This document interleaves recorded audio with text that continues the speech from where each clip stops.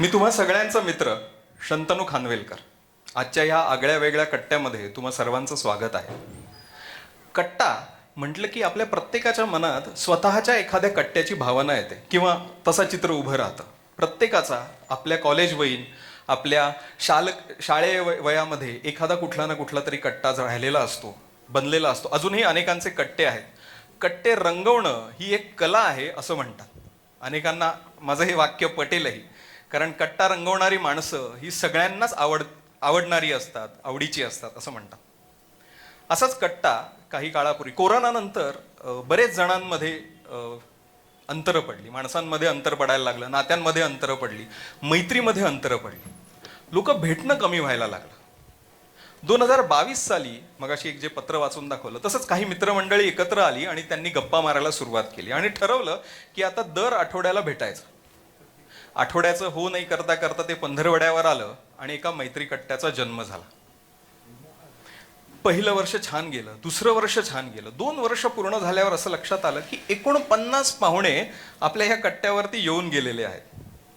मग गेल्या वर्षी जानेवारीमध्ये 50वा कट्टा आपण इथे साजरा केला.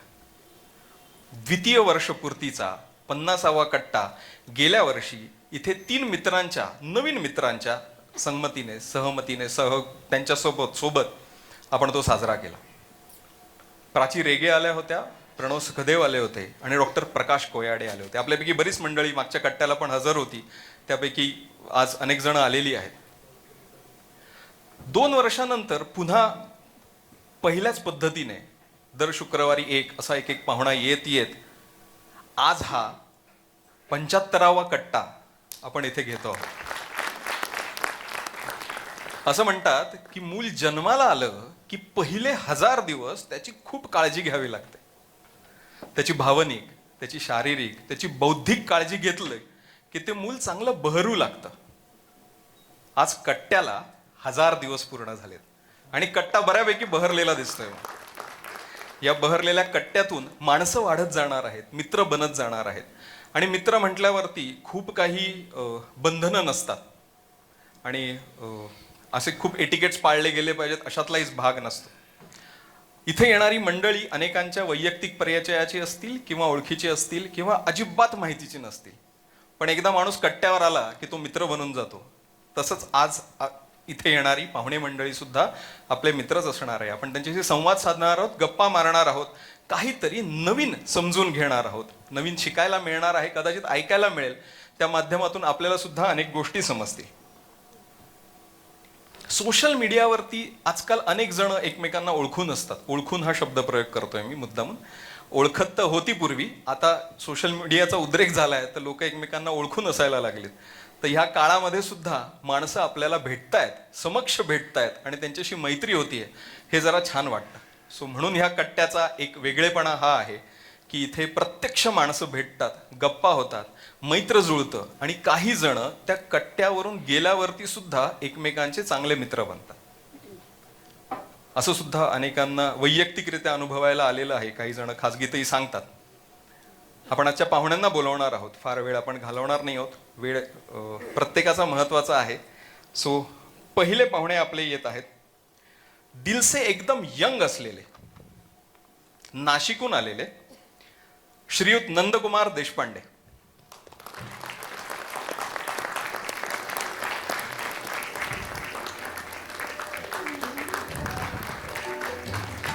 यंदाचा कट्टा आणि काकांचं वय जुळून आलंय. सो दिलसे यंग आहेत. कट्टा 75वा आहे, काकांची पण वय आता त्याच आसपास आहे. काका बरोबर. काका सायन्स ग्रॅज्युएट, पोस्ट ग्रॅज्युएशन केलं त्यांनी मॅनेजमेंटमध्ये आणि बराच काळ इन्शुरन्स सेक्टरमध्ये न्यू इंडिया इन्शुरन्स या कंपनीमध्ये नोकरी केली. नाशिक, मुंबई, पुणे अशा ठिकाणी त्यांनी बराच काळ काम केलं आणि त्यानंतर निवृत्त झाल्यावर महाराष्ट्र शासनाचा शेतकरी अपघात विमा या योजनेचे ते सल्लागार म्हणून काम करत आहेत. पूर्वी अनेक नाटकांमध्ये भूमिका केली होती आणि निवृत्तीनंतर तोच छंद आता त्यांनी पूर्ण वेळ जोपासलेला आहे. नाटकांमध्ये, मराठी चित्रपटांमध्ये एका चित्रपटात, मराठी चित्रपटात त्यांनी काम केलेलं आहे. तसेच 2 हिंदी चित्रपटांमध्ये काम केलेलं आहे. काकांना लघुपट निर्मिती आवडते. त्यांनी स्वतः काही लघुपटांची निर्मिती केलेली आहे. हरभऱ्याच्या झाडावरचा माणूस नावाचं एक पुस्तक काकांचं प्रसिद्ध झालेलं आहे आणि अजून 2 पुस्तके प्रकाशनाच्या मार्गावरती आहेत. हौशी छायाचित्रकार पण आहेत काका. त्यांचे फोटोग्राफ्स जर तुम्ही फेसबुकवर पाहिले तर तुम्हाला लक्षात येईल की ह्या माणसाची नजर ह्या वयामध्ये अधिकच परिपक्व झालेली आहेत. काही विषयांच्या बाबतीत ह्यांची मतं खूप परखड असतात. फेसबुकवरचे काही पोस्ट आणि कमेंट आपण पाहिल्या तर आपल्याला लक्षात येईल की हा माणूस केवढा विद्वान आहे. काका, तुमचं मनापासून स्वागत आमच्या ह्या कट्ट्यावर. आपल्या पुढच्या पाहुण्या आहेत ज्या अमरावतीहून आलेल्या आहेत. के. नमिता प्रशांत.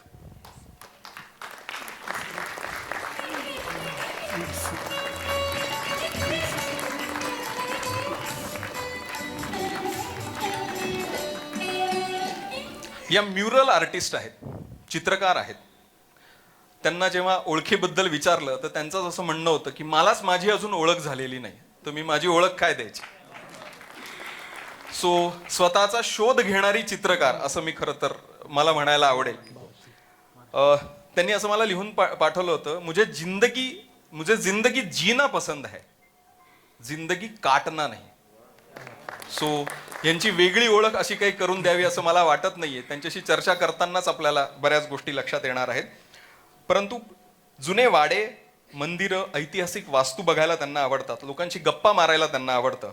तसेच पारंपरिक कला, आदिवासी जीवनशैली, आदिवासी कला जोपासायला त्यांना आवडतं. त्या दृष्टीने त्या जतन करण्यासाठी त्यांचा स्वतःचा प्रयत्न पण चालू आहे. त्यांचं एकच ध्येय आहे, ते म्हणजे मला माणूस बनायचंय. मला भटकायला आवडतं म्हणून त्यांनी स्वतःच वर्णन भटका जीव आणि सदा हसीव असं केलेलं आहे. आपण बघूयात त्यांच्या बरोबरच्या गप्पांमध्ये आपण किती सगळेजण रमणार आहोत, कसे हसणार आहोत. आपल्याला सगळ्यांना त्यांच्याबरोबर गप्पा मारायला आवडेल. आपले तिसरे पाहुणे आहेत जे बार्शीहून आलेले आहेत. बार्शीचे आहेत मूळ आणि सध्या पुण्यात स्थायिक झालेले आहेत. संजय श्रीधर कांबळे.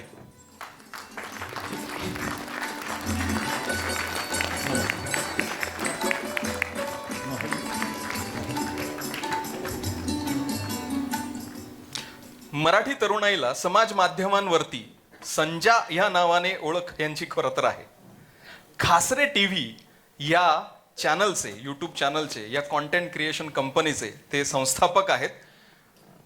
व्यंगात्मक पद्धतीने, सटायरिकल पद्धतीने एखाद्या गंभीर विषयाची मांडणी करण्याची त्यांची हातोटी आहे.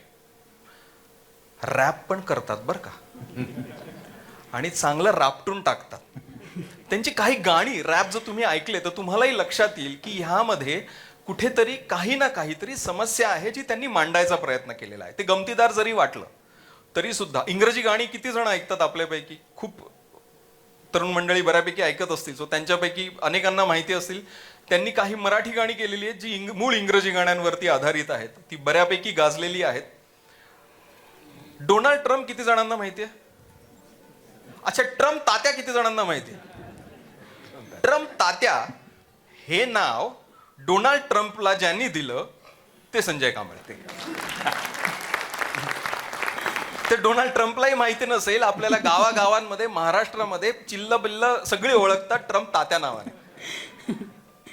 लॉकडाऊनच्याच काळात आय गेस वेगवेगळ्या चॅनलवरचे डोनाल्ड ट्रम्पचे फुटेजेस काढून त्याला वेगवेगळे साऊंड त्याच्या मागे देऊन डबिंग करून विनोदी पद्धतीने ते व्हिडिओ युट्यूबवरती, समाज माध्यमांवरती आले आणि ते प्रचंड फेमस झाले.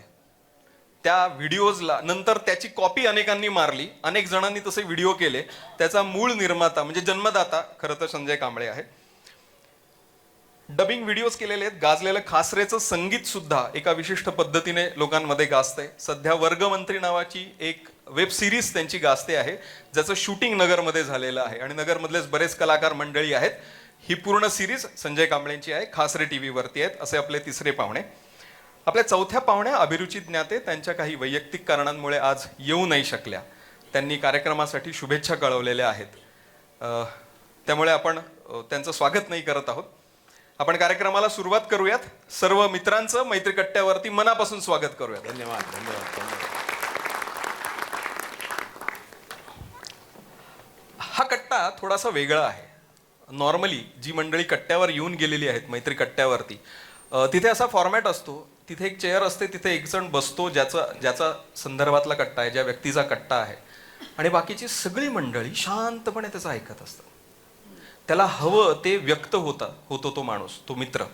आणि तो व्यक्त झाल्यानंतर जर काही प्रश्न पडले असतील, त्याच्याशी काही गप्पा माराव्याशा वाटत असतील, तर ही मंडळी गप्पा मारतात. त्या कट्ट्यावरती आगत स्वागत नसतं, कुठलाही मान सन्मान नसतो, चहा पाणी नसतं, वाढदिवस नसतो, बाकी काही नसतं, हार सत्कार नसतात, हार तुरे नसतात.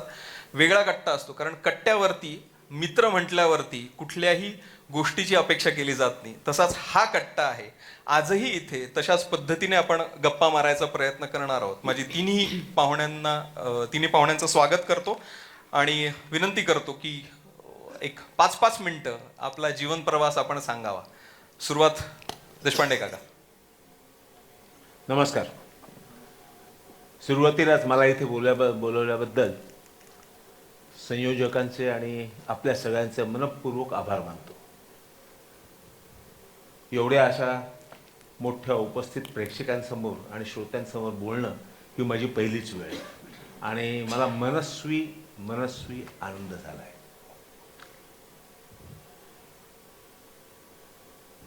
माझी ओळख जी आहे ती अत्यंत प्रामाणिकपणे सांगायचं तर फक्त आणि फक्त फेसबुकमुळे आहे.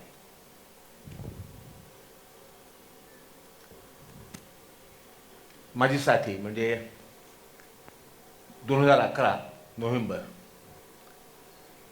वाढदिवस तर आपण सगळेजण साजरे करतो आणि 60वा वाढदिवस आणि माझ्या पिढीतल्या लोकांचा वाढदिवस वगैरे या अशा काही फार फार विशेष गोष्टी नसतात की काही बरं असं काही कर्तृत्व खूप मोठं नाही की वाढदिवस साजरा करायचा, घरच्यांनी काय किंवा बाहेरच्यांनी काय. घरात बसलो होतो.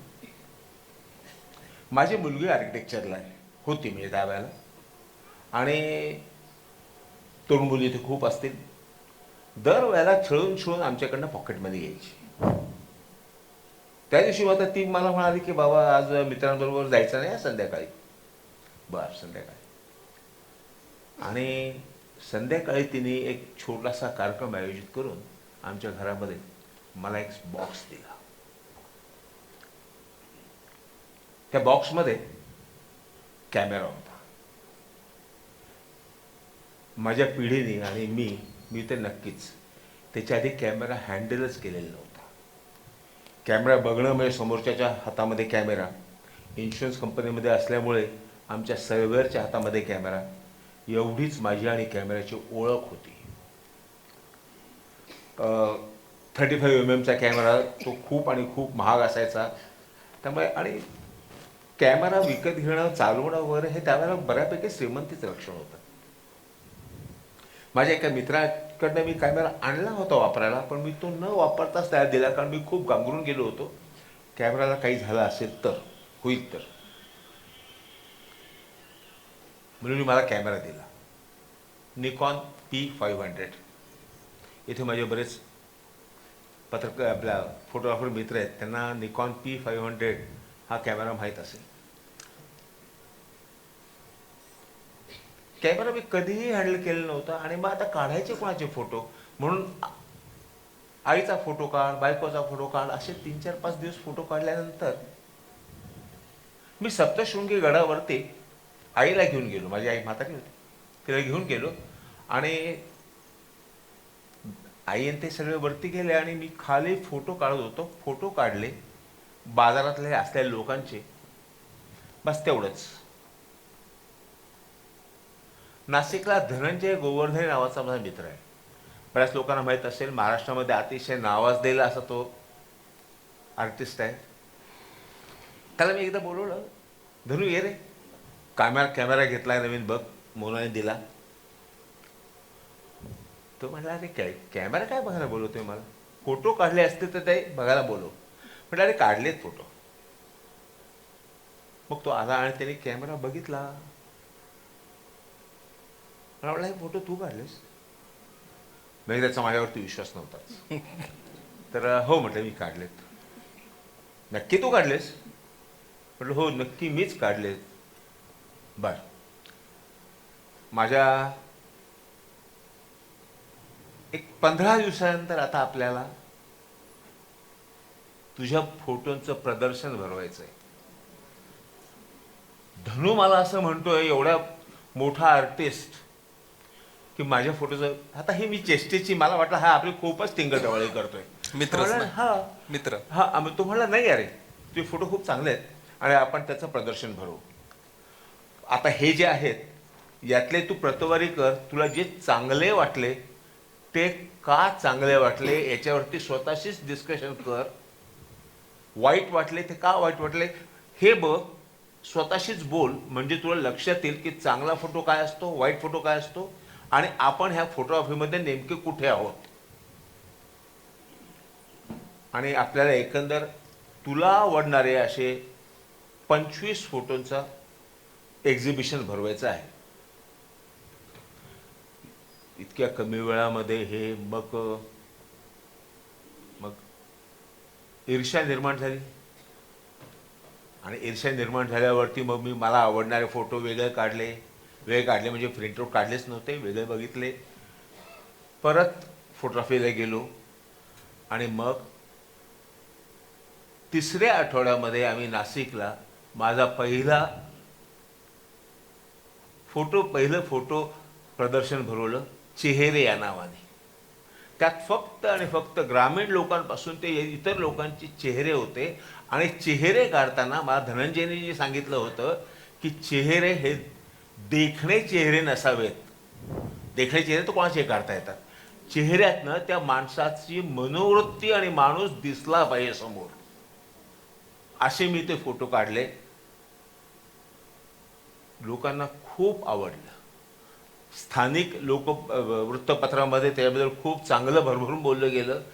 आणि कॅमेरा घेतल्यापासून एक महिन्याभरात माझी नाशिकमध्ये हौशी छायाचित्रकार म्हणून ओळख झाली. तेव्हापासून ते आजपर्यंत कॅमेऱ्यामुळेच माझी ओळख झाली. कोविडच्या काळामध्ये बाहेर जाणं कुठे बंद होतं. माझा मुलगा आणि सून दोघे डॉक्टर असल्यामुळे ते त्या ड्युटीवरती होते, ते मुंबईला असायचे त्यावेळेला. मग नातू माझ्याकडे राहायला आला आणि मग नातवाशी मी बोलायला लागलो. नातू त्यावेळेला खूपच इनोसंट होता. आणि नातवाच्या मी कथा, गोष्टी, किस्से असे फेसबुकवरती लिहायला लागलो, सद्गृहस्थ या नावाने. आणि माझा सद्गृहस्थ देखील काही काळामध्ये एकदम फेमस होऊन गेला. आणि तो जसा जसा फेमस व्हायला लागला तसं तसं मला माझं लहानपण आठवायला लागलं. मला माझी शाळा आठवायला लागली. मला माझ्या शाळेतल्या पहिल्या दिवशी मी म्युन्सिपाल्टीच्या शाळेमध्ये पहिल्या 2 वर्ष शिकलो. खुडके गुरुजी म्हणून एक शिक्षक होते. त्यांनी मला एकदा आमच्या कविता म्हणजे काय हे न सांगता एकदा आम्हाला वरती नेलं, गच्चीवरती. ते जुनं घर नाशिकमधली. सकाळची वेळ होती, सूर्य हा समोर उभा होता. आणि मग आम्हा सगळ्यांना असं इकडे आजूबाजूला घेऊन मग आम्हाला म्हणून दाखवलं, बघा आई आकाशात सूर्य आला, पांघरून अंगावर भरजेली शेला. ती खुडके गुरुजींची जी सांगण्याची पद्धत होती, तेव्हापासून मला साहित्य आणि समोरचं दृश्य याच्यातला एकत्रित अनुभव यायला लागला. खुडके गुरुजी हे माझे फोटोग्राफीमधले अप्रत्यक्षपणे पहिले शिक्षक झाले. ह्या याच्यातनं मी सुरू केलं. आणि मग मला नातवामुळे हळूहळू त्या काळामध्ये मी जायला लागलो. मग मार्क ट्वेनचा हकलबेरी फेन, टॉम सॉयर हे दिसले. मग हळूहळू मला मालगुडी डेज, पुणामाईची लेकरे, ह्या सगळ्या कादंबऱ्या दिसायला लागल्या. आणि ते जे माझे छोटे ओळखीची पात्र होती, ती कथा रूपाने माझ्या फेसबुकवरच्या कुठल्या ना कुठल्या तरी यायला लागली. त्या सगळ्या चालू असताना मग अतिशय आनंदाची गोष्ट अशी की लोकांना माझे लाईक्स वाढायला लागले. जे जेमतेक 7, 8, 10 लोक, म्हणजे तेही माझी मित्रमंडळी वगैरे लाईक द्यायचे, ते लाईकचं प्रमाण 100, 150, 125 व्हायला लागलं. आणि खूप सुखावलो मी. सुखवलं आणि त्याच वेळेला एक जबाबदारीची जाणीव पण यायला लागली की आपण जे काही लिहितो आहोत किंवा जे काही दाखवतो आहोत किंवा ज्या पद्धतीने प्रकट होतो आहोत त्याला एक मॅनरिझम यायला पाहिजे आणि त्याला काहीतरी एक निश्चित अशी पातळी यायला लागले. उगाच काहीतरी सवंगपणे लिहायचं अशातला भाग नाही. मग मी कुठल्याही प्रकारचं फॉर्मल शिक्षण न घेता धनंजय गोवर्धन सांगितलेली गोष्ट मी पुन्हा बघायला लागलो की आपण काढलेले फोटो, आपण लिहिलेले स्फुट हे परत आपण वाचायचे. स्टीव्ह मॅकरो नावाचा एक जागतिक कीर्तीचा अमेरिकन फोटोग्राफर आहे. त्याने असं म्हटलंय की तुम्ही काढलेला फोटो हा कॅमेऱ्याच्या स्क्रीनवरती बघू नका, तो प्रत्यक्ष त्याचा प्रिंट घ्या आणि हाताळा. ते तुमचं अपत्य असतं आणि मग तुम्हाला कळतं की अरे हे अपत्य आहे पण हे फुडकर आहे, हे छान आहे, हे थोडंसं इकडे त्याचे कपडे नीट नाही आहेत पण त्याच्या चेहऱ्यावरती गोडवा आहे, आणि हे नाही, हे नाही, हे नाही, हे आपल्या पठडीत बसणारं नाही. आणि मग तुम्ही तुमच्याच छायाचित्रांचं वर्गीकरण करायला लागतात. आणि जेव्हा ती तुमची छायाचित्राची वर्गीकरणाची सवय तुम्हाला जळते त्यावेळेला आपोआप तुमच्यातला चित्रकार आणि छायाचित्रकार राहायला लागतो बाहेर. मग मी माझ्या फोटोग्राफीचे प्रिंटआउट घेऊन त्याच्यावरती सुरू केलं. जमायला लागलं. त्या अनुषंगाने मग मी लिहायला लागलो. नंतर मला असं लक्षात आलं की नुसते फोटो तर काय कोणी काढतं. फोटो काढणं म्हणजे उत्तम कॅमेरा असणं नाही. फोटो काढणं म्हणजे उत्तम छायाचित्र, सूर्यप्रकाश आहे, वेळ आहे, मॉर्निंग अवर्स आहेत, इव्हिनिंग अवर्स आहेत, ज्याला आपण गोल्डन अवर्स आणि ब्लू अवर्स म्हणतो ते आहेत. असं नाही. त्या छायाचित्रामध्ये कुठेतरी तुम्ही दिसले पाहिजे, तुमचा प्राण असायला पाहिजे. आणि मग मला छायाचित्रामध्ये समोरचं ऑब्जेक्ट माझ्याशी बोलायला लागलं. आणि हे इतकी छान, ही सगळी, हा जो प्रवास होता हा इतका छान होता माझा. हळूहळू मला फोटोग्राफमधला माणूस हा नुसता माणूस नाही तर तो माझ्या मनामध्ये कुठेतरी लांब असं संपूर्ण आयुष्यामध्ये नोट झालेलं कॅरेक्टर यायला लागलं. ते तसं यायला लागलं, त्या वयातलं यायला लागलं. आणि मी ह्या वयातल्या माझ्या जाणीवांचा त्याला मुलामा देऊन एक छोटंसं काहीतरी स्फुट लिहायला लागलं. मग मला आणखीन जाणवलं, मी परत एका अमेरिकन लेखकाचं वाचलं. माफ करा, मला नावं पटपट आठवत नाहीत. मी अमेरिकन लेखकाचं वाचलं, फोटोग्राफरचं, की कवीचं, की निसर्ग हा सुंदर आहेच, पण निसर्ग सुंदर आहे म्हणजे काय हे कोणी ठरवलं? आपण ठरवलेलं आहे हा निसर्ग सुंदर आहे. समजा आपण ठरवलंच नसतं तर निसर्ग सुंदर आहे का कुरूप आहे हे कसं कळलं असतं? तर माणसाने बघितलं ते आणि म्हणून त्या तो निसर्ग सुंदर वाटला आणि म्हणून निसर्ग सुंदर आहे. निसर्ग सुंदर आहे की नाही ही गोष्ट आणखीन वेगळी आहे. आणि त्यातून मला एक सगळ्यात महत्त्वाची गोष्ट ही जाणवली की कुठल्याही माझ्या निसर्ग चित्रामध्ये मी ह्युमन इलेमेंट घ्यायला सुरुवात केली. ह्युमन एलिमेंट माझ्या सगळ्या छायाचित्रांमध्ये ह्युमन एलिमेंट आहे. ह्युमन एलिमेंट कुठपर्यंत आहे आणि मी त्याच्याबद्दल स्वतः किती आग्रही असतो याचं एक छोटंसं उदाहरण देतो. मी नाना फडणवीसांचं गाव कुठलं आपल्या मेणवलीच्या पाठीमागच्या याच्यावरती गंगेवरती मी गेलो होतो, कुटुंबासह गेलो होतो. आणि ते मंदिर, ती चौकट आणि तिथे असलेली एक मोठी घंटा ती बाहेरून दिसत होती. आणि देव न दिसतात घंटा हेच देवाचं अस्तित्व आहे हे मला दाखवायचं होतं. पण तिथे ह्युमन एलिमेंट दिसत नव्हता मला. तेवढ्यात एक वयस्कर बाई आणि एक छोटा पोरगा आला आणि ते मंदिरामध्ये नेऊन गेले. जाताना ते त्यांच्या चपला दरवाजाशी खाली पायऱ्यांपाशी काढून गेले. माझ्या दृष्टीने ह्युमन एलिमेंट मिळाला मला आणि माझं ते देखील छायाचित्र अत्यंत गाजलं. त्या लोकांना मी काढून ठेवलेल्या जे खाली चपला होत्या त्या खूप आवडल्या.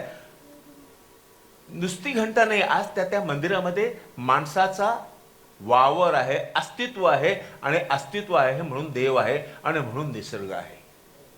ह्या पद्धतीने या पद्धतीने माझं चित्रकला हळूहळू छायाचित्रकला हळूहळू पसरली.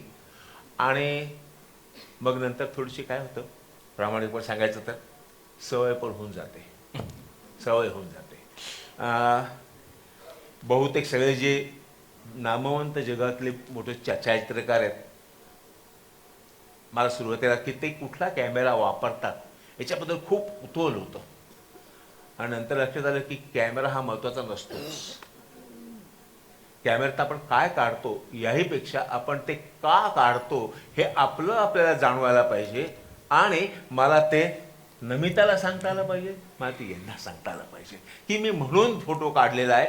आणि ते काढल्यानंतर समोरचा माणूस क्षणात त्या ठिकाणी जायला पाहिजे, त्यालाही ते जाणवलं पाहिजे. म्हणून मी माझी छायाचित्रकला ही एकदम वेगळ्या अंगावरती घेऊन गेलो. जाणकारांना माहीत असेल, माझी खूप जाणकार इथे बरीच फोटोग्राफर मित्रमंडळी आहेत, ते agree करतील. समोर बसलेले आहेत, त्यांच्या सगळ्यांच्या हातात कॅमेरे आहेत. त्यांना ते माझं कौतुक करतात हे मान्य आहे, पण त्यांनाही माहीत झालं की देशपांड्यांच्या छायाचित्रामध्ये टेक्निकल असं काही फार सगळं चांगलं नसतं, कुठे हे नसतं, छाया नसते, पण आत्मा असतो थोडासा. वा, धन्यवाद. सेकंड इनिंगला, पहिल्या इनिंगमध्ये ज्या फील्डवरती खेळणं झालं तिथलं कर्तबगारी तर वेगळीच होती, पण वयाच्या 60ला एक गॅझेट हातात आलं आणि त्या गॅझेटमधून आज एक वेगळी ओळख निर्माण झाली आहे आणि त्या ओळखीतून हा माणूस आपल्यापर्यंत पोहोचलाय. लाईक्स आपण म्हणतो, सोशल मीडियावरती लाईक्स काय, आपण आपल्याला हवं तसं लिहित राहावं, लाईक्स मिळाले काय, नाही मिळाले काय. या माणसाला प्रचंड लाईक्स मिळाले. लाईक मिळत मिळत मिळत मिळत हा माणूस नगरपर्यंत पोहोचला. नगरमध्ये अनेक मित्र झाले. मागच्या वर्षीचा द्विवर्षपूर्तीचा जो आपला कट्टा झाला होता, त्या कट्ट्याला फक्त मित्रांचं ऐकण्यासाठी, कट्ट्याला उपस्थिती लावण्यासाठी देशपांडे काका नाशिकहून आले होते लास्ट इयर. यावेळेस पाहुणे म्हणून आले. सो धनंजय धनंजय गोवर्धने सारखे मित्र आपल्या प्रत्येकाच्या आयुष्यामध्ये असतात की तू लढ, मी कपडे सांभाळतो, देतात ढकलून आपल्याला. सो कदाचित तशीच ती एक गोष्ट घडली. आणि एक पहिलं प्रदर्शन जे एक वेगळ्या पद्धतीने साजरं झालं, त्या शहरामध्ये गाजलं. आज ती दृष्टी, आज तो ह्युमन एलिमेंट. आणि खरं तर तुम्ही म्हणत असाल त्याच्यात तांत्रिकदृष्ट्या ते थोडेसे कमी श्रेष्ठ असतील फोटोग्राफ्स, पण आम्हाला कोणाला असं वाटलं नाही. आम्ही अनेकांनी पाहिलेत, सुरेन दादा असतील किंवा संजू दादा असतील, अनेक फोटोग्राफर मंडळी सांगतात की त्या माणसाचा अँगल वेगळा आहे. कदाचित तो अनुभवाचा अँगल असेल एवढ्या वर्षांचा. तर एकदा जोरदार टाळ्या वाजवूयात आपण. काका म्हणाले पहिल्यांदाच असा कार्यक्रम करतायत. मला सगळ्यांना सांगायला आवडेल, मित्रमंडळी आहेत. नमिता यांच्याशी बोललो तेव्हा त्या पण म्हणाले मी आजपर्यंत कधी कुठल्या स्टेजवर बसलेले नाहीये, हा माझ्यासाठी पहिला कार्यक्रम आहे. संजय पण एवढ्या मोठ्या जाहीर कार्यक्रमात आय गेस फर्स्ट टाइमच बसतोय. देशपांडे काका पण पहिल्यांदाच बसताय. मी पण पहिल्यांदाच बसतो. असं काहीतरी करायची वेळ माझ्यावर पहिल्यांदाच आली. असाच एक माझा मित्र ज्याने मला ढकलून दिलं की यावेळेस मी नाही करत, तू कर. जसं तुम्हाला धनंजय सरांनी सांगितलं तसं. आपण नमिता यांच्याकडे येऊयात. ओळख निर्माण करण्याचा प्रयत्न करणारी कलाकार, असं ज्यांना स्वतःला आरशात बघून वाटतं, त्यांचा प्रवास ऐकूयात आपण. नमस्कार. इतकं पाठांतर केलं होतं मी गेल्या 8 दिवसापासून आणि सर बोलले सगळं विसरलेली आहे. तर जे सुचेल ते मी बोलते. ॲक्च्युली मी नमिता प्रशांत माझ्या मिस्टरांचं नाव आहे. आडनावाची आम्हाला गरज भासली नाही कधी. मला वाटतं आडनाव नकोच, म्हणजे बरेच प्रश्न सुटतात. त्यामुळे नमिता प्रशांत ही आमची आयडेंटिटी आहे, ओळख आहे. आणि आमच्या कामाने आम्हाला उभं केलेलं आहे. जे आम्ही काम नाही उभं केलं, तर आमच्या कामाने आम्हाला ओळख दिली आणि अस्तित्व दिलं. खूप भरून येतं मला आमचं काम बघताना. ते म्हणतो ना आपण जन्माला घालतो. सुरुवातीला असं होतं की जेव्हा पहिले आम्ही पेंटिंग करायला लागलो किंवा एखादं म्युरल आर्ट करायला लागलो, तेव्हा देताना मला अगदी रडायला यायचं की हे कुठे जाणार, कसं जाणार, याची केअर किती होणार. आणि मग हे आपलं प्रोफेशन आहे, हे आपल्याला स्वीकारावं लागणार. याला जरा वेळ लागला, पण त्या आत्मीयतेने आम्हाला कामाने दिलेलं आहे. आमच्या कामाने आम्हाला खूप खूप दिलं, भरभरून दिलं. आम्ही म्युरल आर्टिस्ट आहोत आणि म्युरल आर्टिस्ट म्युरल हे बिंबवताना प्रचंड त्रास झालेला आहे. पेंटिंग माहिती होतं, चित्रकला माहिती होतं लोकांना, आणि म्युरल म्हणजे अगदी ते नावामुळे असं वाटतं की फारच आधुनिक, लेटेस्ट असं काहीतरी वाटतं. म्हणजे आत्ताही लोक आम्हाला म्हणतात, ते म्युरल वगैरे येतं का तुम्हाला, ते म्युरल वगैरे करता का तुम्ही, की चित्र काढता, म्हणजे करता काय नेमकं असं म्हणतात ते. म्हणजे आम्ही म्हणतो मग म्युरल, हा म्युरल ते आता असतं की नाही, ते आता भरपूर ते म्युरल करतात, ते करता का तुम्ही. तर आम्हाला प्रश्न पडायचा की म्युरलची जी संकल्पना आहे ती रुजवता नाही आलेली आहे आपल्याकडे. म्युरल म्हणजे हे आदिमानवाची देण आहे आपल्याला, ही निसर्गाची देण आहे. ज्ञानेश्वर माऊलींनी भिंत चालवली होती, आम्हाला ती बोलती करावी लागते. वा आणि वा. तेवढं तर आमचं माऊलींसारखं हे नाही, पण आम्ही त्याच्या खालोखाल येतो आहोत. एक कलाकार म्हणून देवाने आम्हाला निवडलं आहे, याचे आम्ही निसर्गाचे धन्यवाद म्हणजे मानूच शकत नाही. म्हणजे म्युरल सांगताना प्रशांत मुंबईला जॉब करायचे, मी अमरावतीला शिकत होते त्या काळात. म्हणजे आम्ही अगदी कॉलेजपासूनच सोबत आहोत, बघत होतो अगदी एकमेकांना खूप वर्षांपासून. प्रशांत मुंबईवरून आलेत आणि त्यांनी एक पहिलं वर्क करायचं म्हणून बस त्यांच्याकडे एक पहिली साईट आली होती आमची. आणि मग त्यांनी मला कॉलेजच्या एक्झिबिशनमध्ये एक चित्र बघितलं, आणि ते चित्र बघितल्यावर त्यांना क्लिक झालं की हे आपल्याला या जी नवीन साईट आलेली आहे तर त्याच्यासाठी हे कामात येईल, आपण यांना भेटलं पाहिजे, कोण आहे त्यांना भेटलं पाहिजे. आणि ते माझ्याकडे आले, त्यांनी विचारलं मला, हे काम प्रचंड, ही डिझाईन आवडलेली आहे आणि मला हे देणार का तुम्ही. म्हटलं हां, मी माझ्या बाबांना विचारते. ॲक्च्युली मी मला सगळे बाबांची बच्चे म्हणायचे, कुठलंच कार्य बाबांना विचारल्याशिवाय न करणारे. आणि तो माझा फेमस डायलॉग होता, जे सगळे म्हणजे मागून मित्र म्हणायचे, मी बाबांना विचारते, असं होतं ते.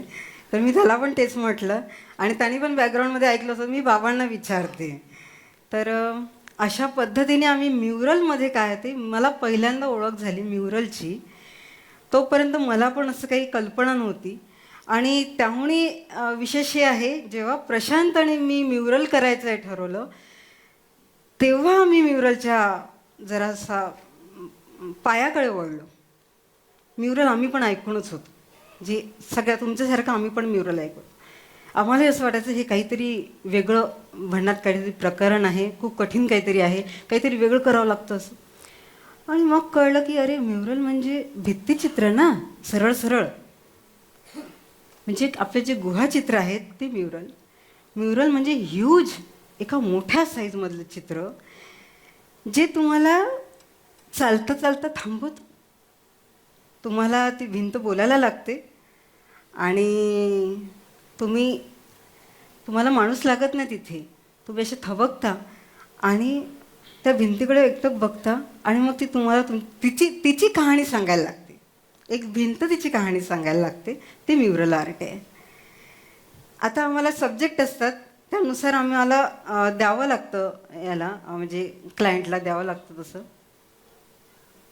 त्यावेळेस प्रचंड ताण असतो की त्याला काय पाहिजे आहे, पण तरी पण माझ्या डोक्यात असतं, मी त्या भिंतीकडे बघते. कधी पण आम्ही साईटवर गेल्याशिवाय फोनवर बोलून किंवा जस्ट असं दूरवर बोलून किंवा असं प्रत्यक्षात जोपर्यंत मी साईटवर जात नाही, जोपर्यंत मी त्या भिंतीचा अभ्यास करत नाही, जोपर्यंत मी त्या भिंतीशी बोलत नाही, ते म्युरल कुठे लावायचं आहे, तिथे काय काढायचं आहे, जोपर्यंत मी त्या भिंतीशी संवाद साधत नाही, तोपर्यंत मी ते म्युरल डिझाईन कधीच करत नाही. आणि माझा हा नियम राहिलेला आहे. मी नेहमी क्लायंटला सांगते, मी साईट बघणार आणि मग ठरव. ते भिंतीशी असलेलं जे नातं आहे ना, ते मला जमवता आलेलं आहे माझ्या याच्यात. आणि त्यातच मला खूप समाधान आहे की आपण प्रगती जो हे आहे, म्हणजे इथे बसलेले जितके लोक आहेत, म्हणजे ही एक प्रगती केली बा खूप. तर मी शांतनू सरांना पण म्हटलं होतं आमच्या क्षेत्रात म्हणाल तर आमची प्रगती नाही झाली आहे जी तुम्हाला अपेक्षित आहे, जी समोरच्यांना अपेक्षित आहे. म्हणजे काय असावं की तुमचे खूप मोठं नाव असावं, त्यानंतर तुमच्याजवळ तेवढं तुम्हाला ओळखणार आहे एक स्टारडम असतं, एक गाडी, बंगला, असं प्रचंड मोठा स्टुडिओ. ह्यातलं आमच्याकडे काही नाही म्हटलं, पण आमच्याकडे समाधान आहे आमच्या कामातलं. प्रचंड मोठं समाधान आहे, प्रचंड मोठं समाधान आहे. अगदी पहिल्या कामापासून ते काल केलेल्या कामापर्यंत आम्हाला समाधान आहे आणि ही आमची मिळकत आहे. म्युरलने आम्हाला एवढं दिलं. अमरावतीला जेव्हा आम्ही आलो तेव्हा आम्हाला म्युरल समजून सांगायलाच 3 वर्ष गेले. 3 वर्ष गेली. आणि प्रशांतनी बरेचदा असं म्हटलं की आपण मुंबई जायला हवं का, इकडे लोकांना ते नाही कळत आहे की आपण काय करायचं. म्हटलं नाही. मग त्यांना कळेल कधी. आपण पण मुंबई गेलो, आपण पण मुंबई गाठलं, मोठ्या मेट्रो सिटीज गाठल्या, कारण की आपल्याला करिअर करायचं आहे. तर मग आपल्या लोकांना कळणार कधी की म्युरल काय असतं. हा आद्य प्रकार आहे, हा आद्य प्रकार आहे आणि तो प्रत्येकापर्यंत पोचला पाहिजे. की प्रथम भित्तिचित्रापासून सुरू झालेला हा प्रवास कळला पाहिजे. म्हणजे आदिवासी जे करतो ते सुद्धा म्युरल आर्ट आहे, वारली पेंटिंग सुद्धा म्युरल आर्ट आहे, हे त्यांना कळलं पाहिजे. की म्युरल काय आहे नेमकं. तर नाही तुम्ही एक फ्रेम विकत आणली आणि ते तुम्ही लावताय भिंत, ते म्युरल नाही आहे. म्युरल ते जे बोलतंय चित्र, तुमची घरातली भिंत तुमच्याशी 24 तास बोलली पाहिजे. तुम्हाला तिने एकटं नाही टाकायला. तुम्ही घरात एकटे असताना तुमच्या भिंती तुमच्याशी बोलल्या पाहिजेत. म्हणजे उदाहरण देते की आम्ही आर्किटेक्ट थ्रू काम करतो.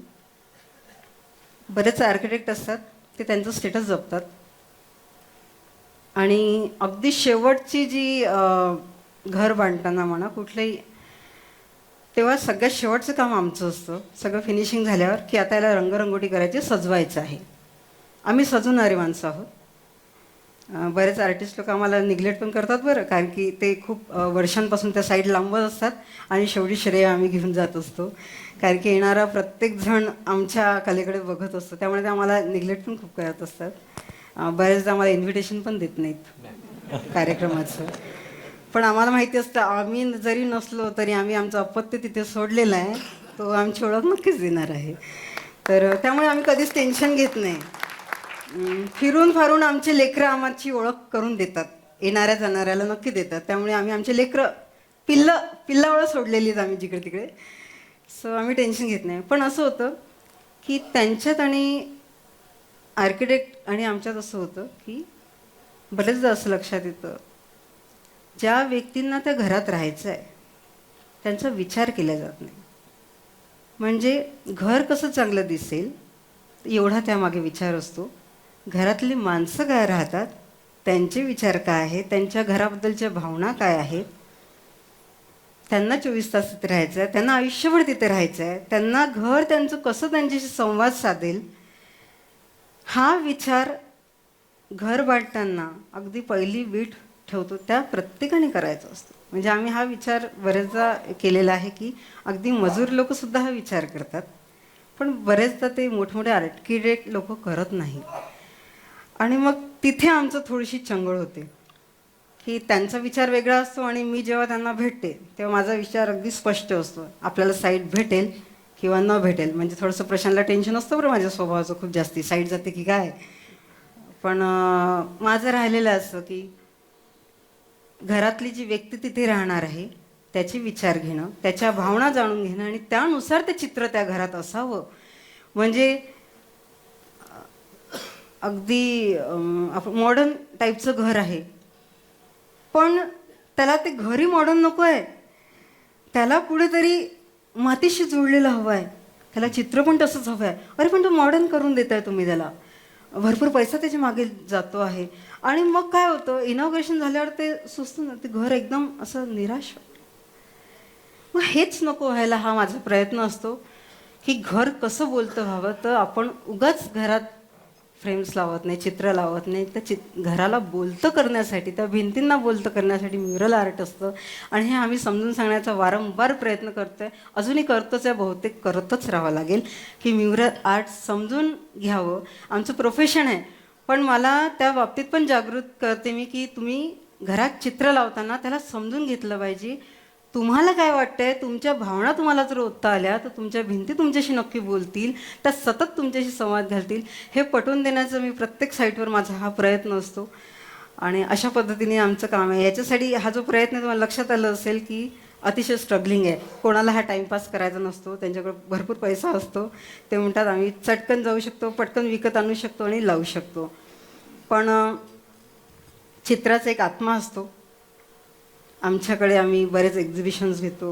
आम्हाला पण असं बाय प्रोफेशनली असं वाटायचं. आम्ही सगळ्यात पहिले एक्झिबिशन घेतलं होतं तेव्हा एक गंमत केली होती. म्हणजे पहिले छान मोठ्या मोठ्या पेंटिंग बनवल्या होत्या.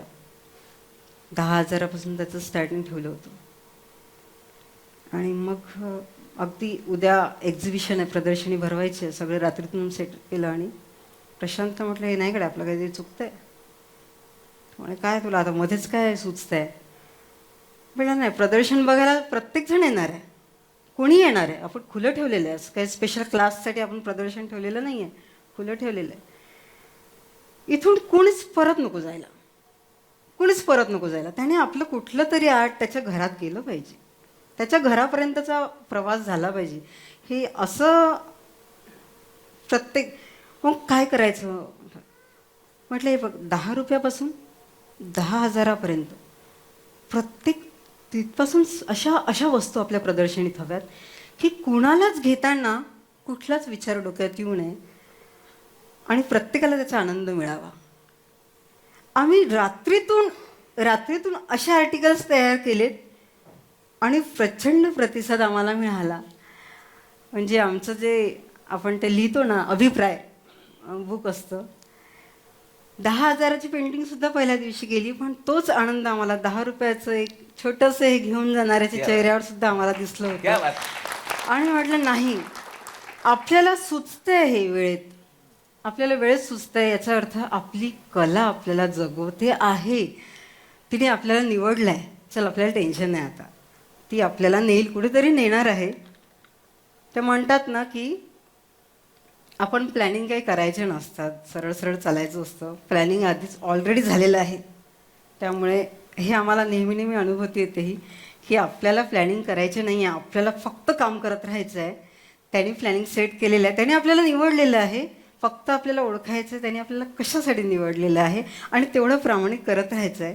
हा किती स्ट्रगलिंग प्रवास असला, आत्ताही स्ट्रगलिंग आहे. स्ट्रगलिंग याच्यासाठी आहे कारण की आम्हाला जे वाटतं आपल्या हातून आणखी व्हायला हवं, करायला आपल्याला चान्स भेटला पाहिजे. आम्ही भरपूर डिझाईन्स करतो, समजून सांगतो, हवं तसं कार्य आमच्या हातून होत नाही आहे. खूप छान प्रतिसाद मिळतो, खूप नाव होतं, ओळख निर्माण झाली, सगळंच झालं, पण तरी आमच्या दोघांच्या मनासारखं कार्य होत नाही आहे. असं म्हणजे ते म्हणतात ना, आम्ही माती घेऊन बसलेलं आहे, पण लोक आम्हाला म्हणतात की नको असू द्या. आम्ही तेव्हा प्रत्येक वेळेस हात भरवत आहे, माती कालवतोय आणि आम्हाला ते ठेवून द्यावं लागतंय आणि नवीनच काहीतरी पकडावं लागतंय. तरी पण आम्ही प्रयत्न करतो ती माती कालवायची आणि आपलं काहीतरी तयार करायचं, आम्हाला आमचं द्यायचंच आहे. म्हणजे त्यामुळे त्यांनी आमचं काही ठरवलं असेलच नक्की. आम्ही वाट बघतोय आणि प्रयत्न करतोय. आणि आर्टिस्ट म्हणून फिटनेसकडे आमचा प्रचंड कल आहे. आर्टिस्ट म्हणून हेल्दी जगायला पाहिजे. आपले चित्र कसं हेल्दी असतं, आम्हाला कलेने शिकवलेलं आहे, निसर्गाने शिकवलेलं आहे की हेल्दी राहायला पाहिजे. त्याच्यामुळे आम्ही एकदम हेल्दी असतो. आमचं चित्र पण एकदम तरुण असतं. आणि 30 वर्ष झाले जवळपास आम्ही सोबत असून. आम्हाला झाले मला वाटतं 21-22 वर्षात आम्ही सोबत काम करत आहे. पण 30 वर्ष आमच्या प्रवासाला झालेले आहेत. आणि या 30 वर्षात आमची चित्र अजूनही यंग आहेत. आमचं वय वाढत आहे, चित्र आमची अजूनही यंग आहेत. क्या बात आहे. आपण सगळ्यांनी ऐकलं असेल, ह्या कधीही मी हा शब्द वापरला नाही, आम्ही किंवा आमचं. सो एकदा प्रशांतरावांसाठी सुद्धा जोरदार टाळ्या वाजवा. कारण कला ही एकटी कधीच चालू शकत नाही. सो तुम्ही निर्जीव गोष्टी सजीव करण्याचा प्रयत्न तुमच्या कलेतून होतो आहे. म्युरल आर्ट हे त्या माध्यमातून तुम्ही वापरत आहात, करत आहात. माणसंच एकमेकांशी बोलणं कमी झालंय. तुम्ही चित्रातून बोलायचा प्रयत्न करताय, त्याबद्दल निश्चितच तुमचं कौतुक आहे. असाच एक तिसरा आपला मित्र आहे जो ज्याचा अनुभव हा तरुण पिढीला जास्त भावे आणि ज्येष्ठ पिढीला सुद्धा एक कौतुक वाटेल अशा पद्धतीचं त्याचं काम आहे. संजय. असं काय माझं इंट्रो जसा दिलाय असं काय नाही आहे बरं का माझं. आत्ताच क्लिअर करतो. आत्ता कुठं सरांनी एवढं भारी आत्ता सांगितलं, मॅडमनी म्युरलबद्दल एवढं जबरदस्त सांगितलं की म्हणजे त्याचीच नशा अजून डोक्यात आहे, तेच अजून सगळं चित्र डोक्यात आहे. आणि माझा प्रवास किंवा माझा अनुभव असं काहीच नाही. म्हणजे असं समजा स्टँडवरनं नगरच्या गाडी निघली आणि अजून शिरूर बी आलं नाही, त्यांनी काय प्रवासाच्या गप्पा मारायच्यात. आत्ताच एकतर केळगावच्या पुढं चाललोय अजून, ते काय आम्ही गप्पा आणणार प्रवासाच्या, अजून तर जर्नी स्टार्ट व्हायची. पण आहे म्हणजे मला भारी काय वाटलं सगळ्यात पहिल्यांदा म्हणजे ज्यावेळी सरांचा मला फोन आला की जानेवारी महिन्यामध्ये असं आम्ही काहीतरी एक प्रोग्राम करतोय आणि मैत्री कट्टा हा मंच आहे आणि या मंचावरती बराच मग त्यांनी मला सगळा मागचा जो काही सगळा काम झालंय, प्रवास आहे मैत्री कट्ट्याचा, तो सगळा सांगितला. आणि मला इंटरेस्टिंग एक गोष्ट अशी वाटली या सगळ्या ह्याच्यात की मला मैत्री कट्टा मुळात हे नावच खूप आवडलंय. तेव्हा माझं एकदम जवळचं नाव आहे, कारण अलीकडच्या काळामध्ये व्यक्ती एवढा इंडिव्हिज्युअलिस्टिक झालाय की खूप माझ्यासाठी, माझ्यापुरतं, मी, या सगळ्या गोष्टींमध्ये मैत्री हा विषय खूपच लांब गेला आता. आणि या सगळ्या ह्याच्यामध्ये मैत्री कट्टा सारखा मंच एवढे दिवस झालं तुम्ही ॲक्टिव्हिटी या सगळ्या राबवताय आणि त्याच्यातनं फ्रेंडशिप, मैत्रीसारखं नातं अजून फुलवण्याचा हा सगळा जो प्रयत्न चालू आहे. त्यामुळं मला स्वतःहून असं झालं की नाही, गेलं पाहिजे आणि गप्पा मारल्या पाहिजेत, कारण नगर आणि नगरची मैत्री याचा माझं एक वेगळं कनेक्शन आहे या सगळ्या गोष्टींच्या बाबतीत. खासरे TV या गोष्टीची सुरुवात मी 2017ला केली. त्या अगोदरपासून मी व्हिडिओ एडिटिंग, फोटोग्राफी, सरांनी सांगितल्याप्रमाणे शॉर्ट फिल्म्स बनवणं, म्युझिक व्हिडिओज बनवणं, असं काय मी छोटे मोठे प्रयोग सगळे करत होतो. मी प्रॉपर आहे बार्शीचा, बार्शी जिल्हा सोलापूर. साधारण एक मी 8वी-9वी मध्ये असल्यापासून मी एडिटिंग किंवा फोटोग्राफी या दोन गोष्टींची आवड मला जास्त होती बघितल्यामुळं. माझ्या सोबत जो मित्र होता त्याचा भाऊ फोटोग्राफी करायचा आणि त्यांनी स्ट्रीट फोटोग्राफी ही गोष्ट 2008-9ला काहीतरी इंट्रोड्यूस झाली, तो शब्द इंट्रोड्यूस झाला त्याच्याकडून, की तो बार्शीमध्ये जाऊन तो फोटोज काढायचा. आणि पूर्वी लोकमतमध्ये आमच्याकडे हॅलो सोलापूरच्या त्या पेजला प्रत्येक ह्याला एक फोटो असायचा विशेष काढलेला, काही फोटो सोलापूर जिल्ह्यातला. मग ते फोटो आणि शाळा आमची प्रयोगशील होती वेगवेगळ्या आणि आर्टिस्टिक पॉईंट ऑफ व्ह्यूने डिस्कशन भरपूर व्हायचं. सो तो शब्द ज्यावेळी इंट्रोड्यूस झाला त्यावेळी असं झालं की आता चला आपण फोटो काढले पाहिजेत. मग फोटो काढायच्यात पण कसे काढायचे, मग फोन नाही, कॅमेरा नाही, काय नाही. मग माझा मित्र त्याच्या घरी तो मोठा सॅमसंगचा एक फोन होता J+ काहीतरी, तो घेऊन आम्ही निघायला लागलो. मग काय स्ट्रीट फोटोग्राफ, एक फोटोग्राफरचा आव आणायचा. मग पहिलं काय करायला पाहिजे, जॅकेट घ्यायचा आव. फोटो येऊ अथवा न येऊ, पहिलं फोटोग्राफर दिसलं पाहिजे. असं काय करत मग फोटोग्राफी सुरू केली. मग कळलं आपल्याला की नाही, या जसं सरांनी आता सांगितलं की कॅमेरा ही गोष्ट नाही, त्यासाठी ती दृष्टी पाहिजे. तुम्हाला का तो फोटो काढायचा आहे मुळात हे कळालं पाहिजे. आणि तो फोटो तुम्हाला पुढं, तो फोटो पाहिल्यानंतर लोक तो कसा रिसीव्ह करणार आहेत, काय परसिव्ह करणार आहेत त्यातून, हे सगळ्या गोष्टी समजायला थोडा टाइम गेला. पण इंटरेस्टिंग मधल्या काळात मुद्दा हा झाला की घरी वडील शिक्षक होते माझे, आणि जरी शिक्षक असले तरी ते टिपिकल शिक्षकासारखं वातावरण आमच्या घरात नव्हतं. कारण माझे वडील मुळात ते स्वतः आर्टिस्ट, त्यानंतर बऱ्याच सामाजिक चळवळींमधलं त्यांचं काम असायचं.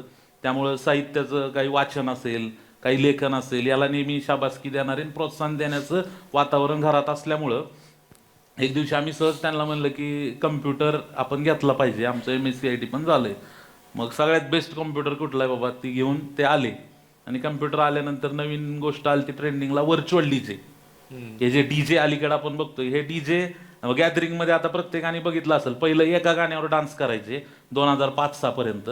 2005-06च्या नंतर 5 गाणी मिक्स करून डान्स यायला लागला की 1 मिनिटं झालं की गाणं बदलायचं, 1 मिनिटं झालं की गाणं बदलायचं. त्याच्यामुळे रील हा प्रकार आत्ता नाही. रील हे टेंडन्सी ऑडिओ रील 1 मिनिटानंतर काहीतरी बदललं पाहिजे, पटकन बदललं पाहिजे. त्या व्हर्च्युअल डीजेवरती मी अशी गाणी बिनी मिक्स करून द्यायला लागलो. मग गाणी मिक्स करून द्यायचो. सगळ्यांनी राज ठाकरेंची भाषणं ऐकली नसतील असा माणूस नाहीये मराठी कुठलाच. तर राज ठाकरेंच्या भाषणांमधले मी भारी भारी डायलॉग कट करायचो व्हर्च्युअल डीजेवरती आणि त्याच्या रिंगटोन बनवायचो. आणि मग त्या रिंगटोन अशाच ब्लूटूथ मधून शेअर व्हायच्या इकडं तिकडं, त्या रिंगटोन व्हायरल व्हायच्या. 2008-9 मध्ये अमोल कोल्हेंची राजा शिवछत्रपती नावाची मालिका स्टार प्रवाहावरती तुफान चालत होती. मग मी काय करायचो त्या ह्याच्यातले मी मुळात इतिहास, शिवाजी महाराज, संभाजी महाराज आणि जनरल इतिहास या गोष्टींच्या बाबतीत थोडासा क्युरिओसिटीनी सगळं हे शोधत असतो. आणि मला त्यातले काही काही जे मला आवडलेले जे सीन्स होते ते मी विंडोज मूव्ही मेकरवरती फक्त कट करायचो. ट्रिम करणं मला इथंपासून 1 मिनिटापासून 1 मिनिट 20 सेकंदापर्यंतचं आवडतंय. तेवढं ट्रिम करणं आणि ते ट्रिम केलेलं फक्त मोबाईलवरून ब्लूटूथद्वारे दुसऱ्या दिवशी कोण आलं तर त्याला सांगणं हे मी केलं हे बघ. मग ते असं पसरत जायचं. मग ते सीन असे सगळे मी कटिंग करून व्हायरल करायचो. त्या विंडोज मूव्ही मेकरवरती प्रयोग करत करत माझा एडिटिंगची आवड झाली. मग एडिटिंगची आवड झाल्यामुळे माझं असं झालं की मला आता वेगळ्या कुठल्या व्यक्तीची सोबत आत्ता काय मला आवश्यकता नाहीये. कारण माझं एडिट टाइमलाईन हे खूप इंटरेस्टिंग आहे. याच्यावरती मी काही एक पीस ऑफ आर्ट बनवू शकतो आणि त्याच्यातून काही माझं स्टोरी टेलिंग मी सांगू शकतो लोकांना मला काय म्हणायचंय. मग मी काय करायचो, जेवढे काही इंग्रजी मराठी चित्रपट आहेत जे डाउनलोड करू शकतो मी युट्यूबवरून, ते डाउनलोड करायचो. मग इंग्रजी चित्रपटातले सीन घ्यायचे, त्याला मराठी गाणी लावायची, किंवा मराठी चित्रपटातले सीन घ्यायचे, त्याला इंग्रजी गाणं लावायचं. मग तुम्ही बऱ्याच जणांनी बघितलं असेल की आपल्याकडची मराठी डीजे रिमिक्स गाणी असतात आणि त्याला टुमॉरोलँड मधल्या पार्टींचे व्हिडिओ असतात. म्हणजे असे व्हिडिओ काय काय करायचे, असे प्रयोग सगळे चालू गेले. WWF मधले फाईट घ्यायच्या आणि त्याला आपल्या कुस्तीच्या मागची कमेंट्री लावायची. तर थोडंसं कॉन्ट्रास्ट असं करत करत गेलो. आणि पुढं मग डिप्लोमाला 10वी झाल्यानंतर ऍडमिशन घ्यावं लागलं. डिप्लोमाला गेलो. डिप्लोमा फर्स्ट इयर झाला, मस्त झाला. सेकंड इयर झालं, भारी झालं. मग डिप्लोमाला गेल्याच्या नंतर मला ऍक्च्युली फोटोग्राफी हा विषय क्लिअरली समजला. तिथं मला एक माझा मित्र भेटला, त्याच्याकडे कॅमेरा होता. त्यांनी त्याचे फोटोज दाखवले, फोटोज मधली गोष्ट सांगितली. एका मित्राने मला पुस्तक गिफ्ट केलं, वाचलं, एक अंदाज आला. आणि त्यानंतर जवळपास मी पुणे आणि पुण्याच्या आजूबाजूचे एक जनरल डॉक्युमेंटेशन म्हणून एक 10,000 फोटो काढले. आम्ही रोज जायचो, कॉलेज बुडवायचो, फोटो काढायला जायचो, कॉलेज बुडवायचो, फोटो काढायला जायचो.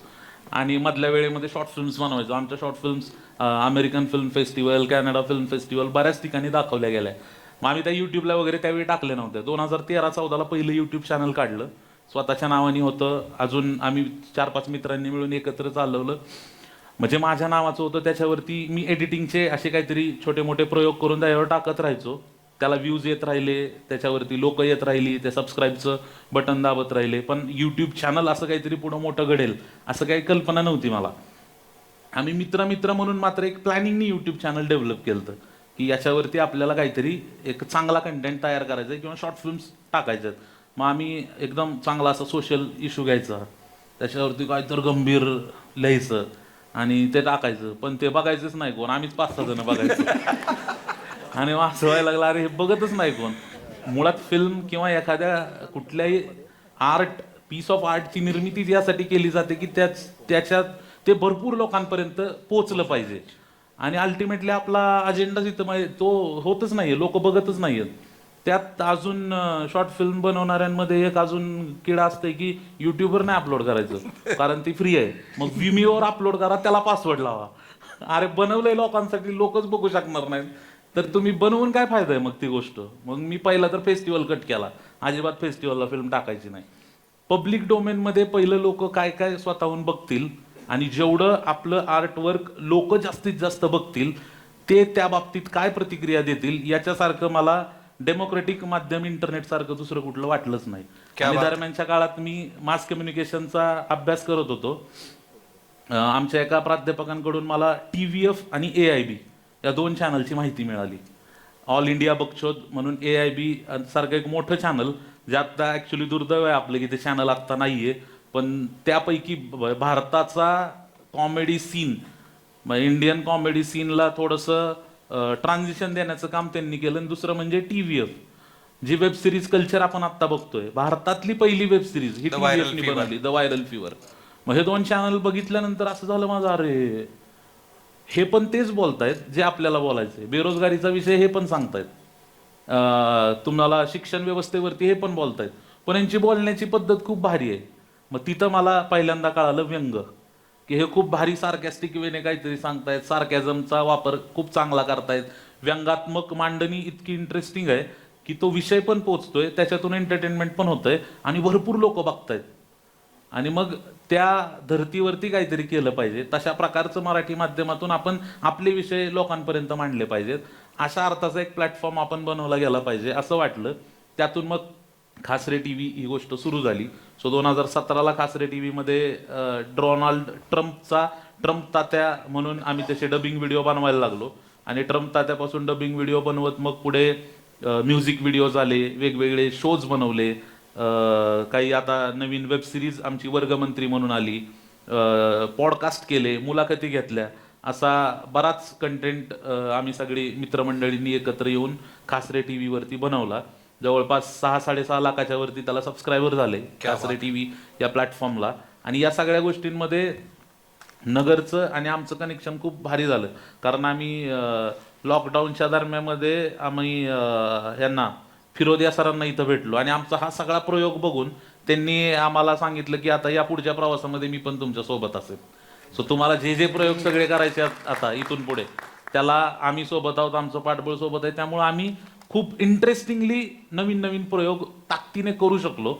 आणि आता जर तुम्ही पाहिलं आमची वर्गमंत्री सिरीज, आता ती जवळपास 3-3.5 करोड लोकांनी इंटरनेटवरती आतापर्यंत पाहिली गेलेली ती सिरीज आहे, जी लहान मुलांची सिरीज आहे. त्यामुळं असं सगळा थोडा बहुत आहे काहीतरी चालू. हा थोडा बहुत आहे, 6.5 लाख सबस्क्रायबर असलेला हा थोडा बहुत माणूस आहे. तिघांच्या बोलण्यामध्ये एक कॉमन गोष्ट आढळते, ती म्हणजे मैत्री. म्हणजे रादर संजयने सांगितलं त्याच्यामध्ये ते सगळा पाठबळ मित्रांचंच होता. किडेकरालाही मित्र सोबत होते आय गेस. म्हणजे आपल्याकडे आसपास अशी खूप छोटी छोटी शाळेतली मुलं आढळतात, कॉम्प्युटरमध्ये काहीतरी करतोय, काय त्याच्यात डोकं खुपसून बसलाय, मोबाईलमध्ये डोकं खुपसून बसलाय, असं घरी पण ऐकायला आलं असेल ना बऱ्याचदा. हा, कारण त्यात वडील शिक्षक. पण मी म्हणलं माझे वडील टिपिकल शिक्षक नव्हते, पण काय होतं की आता ते रिटायर होणार आहेत मे महिन्यात, एवढ्या पण इतर शिक्षकांचा परिणाम होतोच ना, कशाला आजूबाजूचा थोडा होत. पण मला त्यांनी असं काय नाही, पण एक डाऊट असतो ना की यार काय होणार काय या गोष्टीचं. मी टाकतो इंटरनेटवर, मी लिंक, इमॅजिन करा माझ्याकडं आता तुम्ही मॉनिटायझेशन किंवा गुगलवरनं किती पैसे आले, युट्यूबवरनं किती पैसे आले, या चर्चा आपण आत्ता ऐकतोय. माझ्याकडे 2013ला पहिल्यांदा चेक आलाय गुगलचा माझ्या नावाने माझ्या चॅनलवरती. त्यानंतर संजू फिल्म जी आली ना आत्ता, त्या संजू फिल्मचा मी एक फॅनमेड ट्रेलर बनवला होता. त्या संजू फिल्मच्या फॅनमेड ट्रेलरला मला 18 मिलियन व्ह्यूज आले. बाप हे 2016-17 2016चं करेक्ट. 2016ला ती फिल्म 2017 मध्ये येणार हे मला माहिती होतं. मग 2017 मध्ये काय सर्च केलं जाईल सगळ्यात जास्त युट्यूबवर, तर संजू ट्रेलर. मग आपण त्याचा एक ट्रेलर बनवू, म्हणजे लोकांनी ज्या दिवशी ट्रेलर सर्च करतील त्या दिवशी पहिला माझा दिसेल, म्हणून लोक जास्तीत जास्त माझा बघतील.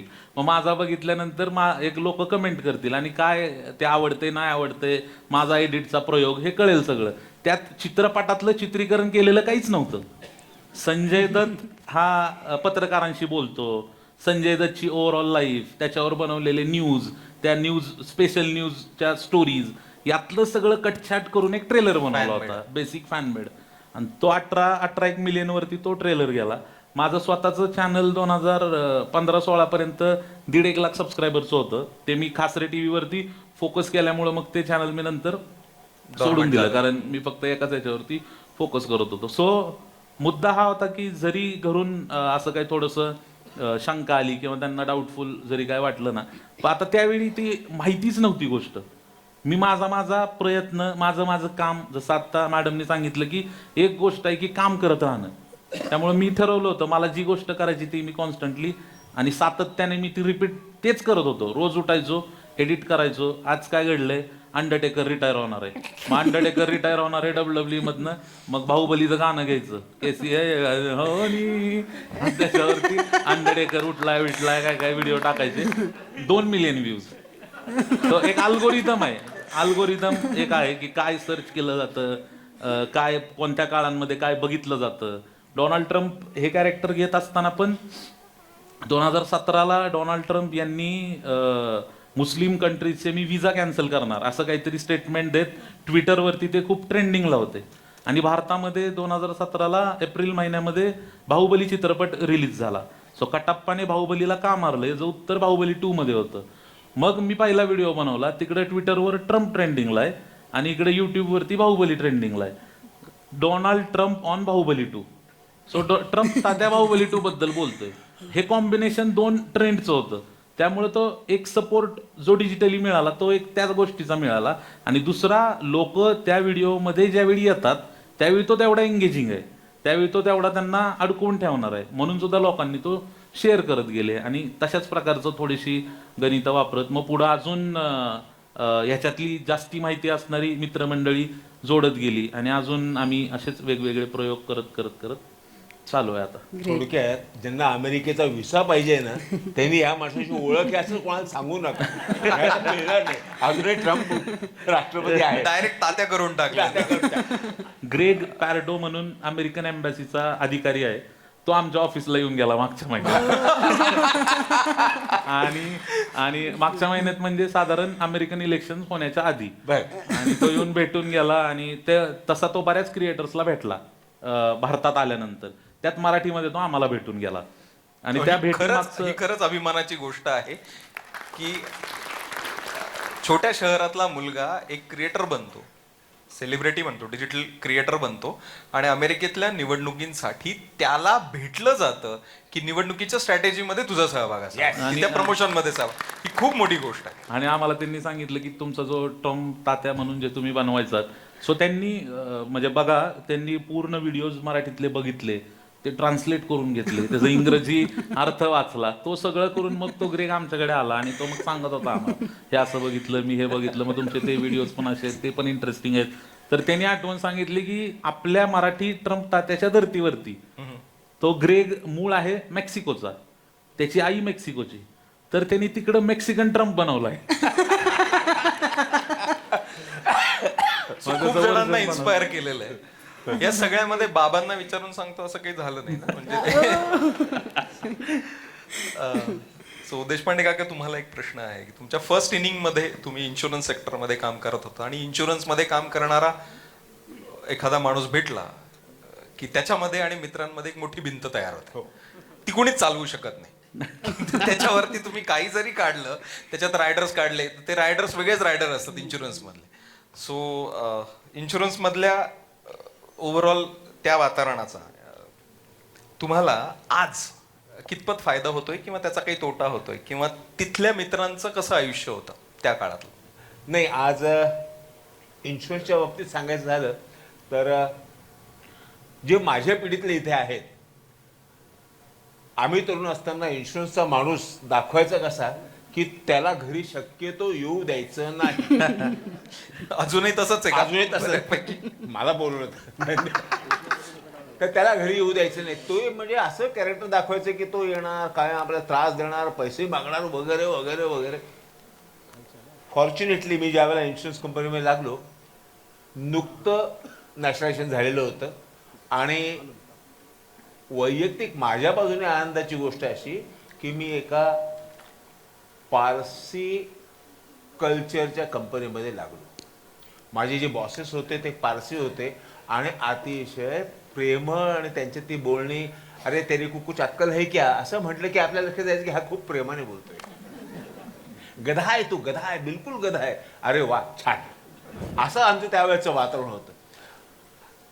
विमा कंपनीमध्ये मला सुरुवातीला नोकरीचे जे काळ होते ते आपल्या सगळ्यांचे असं असे की काहीतरी करून दाखवायचं, काहीतरी नवीन वगैरे वगैरे. आपण खरं म्हणजे नोकरीला लागतो त्यावेळेला मशीन असतो, मग हळूहळू आपलं तो मशीन पान येऊन जाऊन आपण माणूस व्हायला लागतो. विमा कंपनीमध्ये मी माणूस झालो 1 वर्षभरामध्ये आणि खूप आणि खूप आणि खूप माणसे भेटायला लागली. इतकी एक किस्सा सांगतो.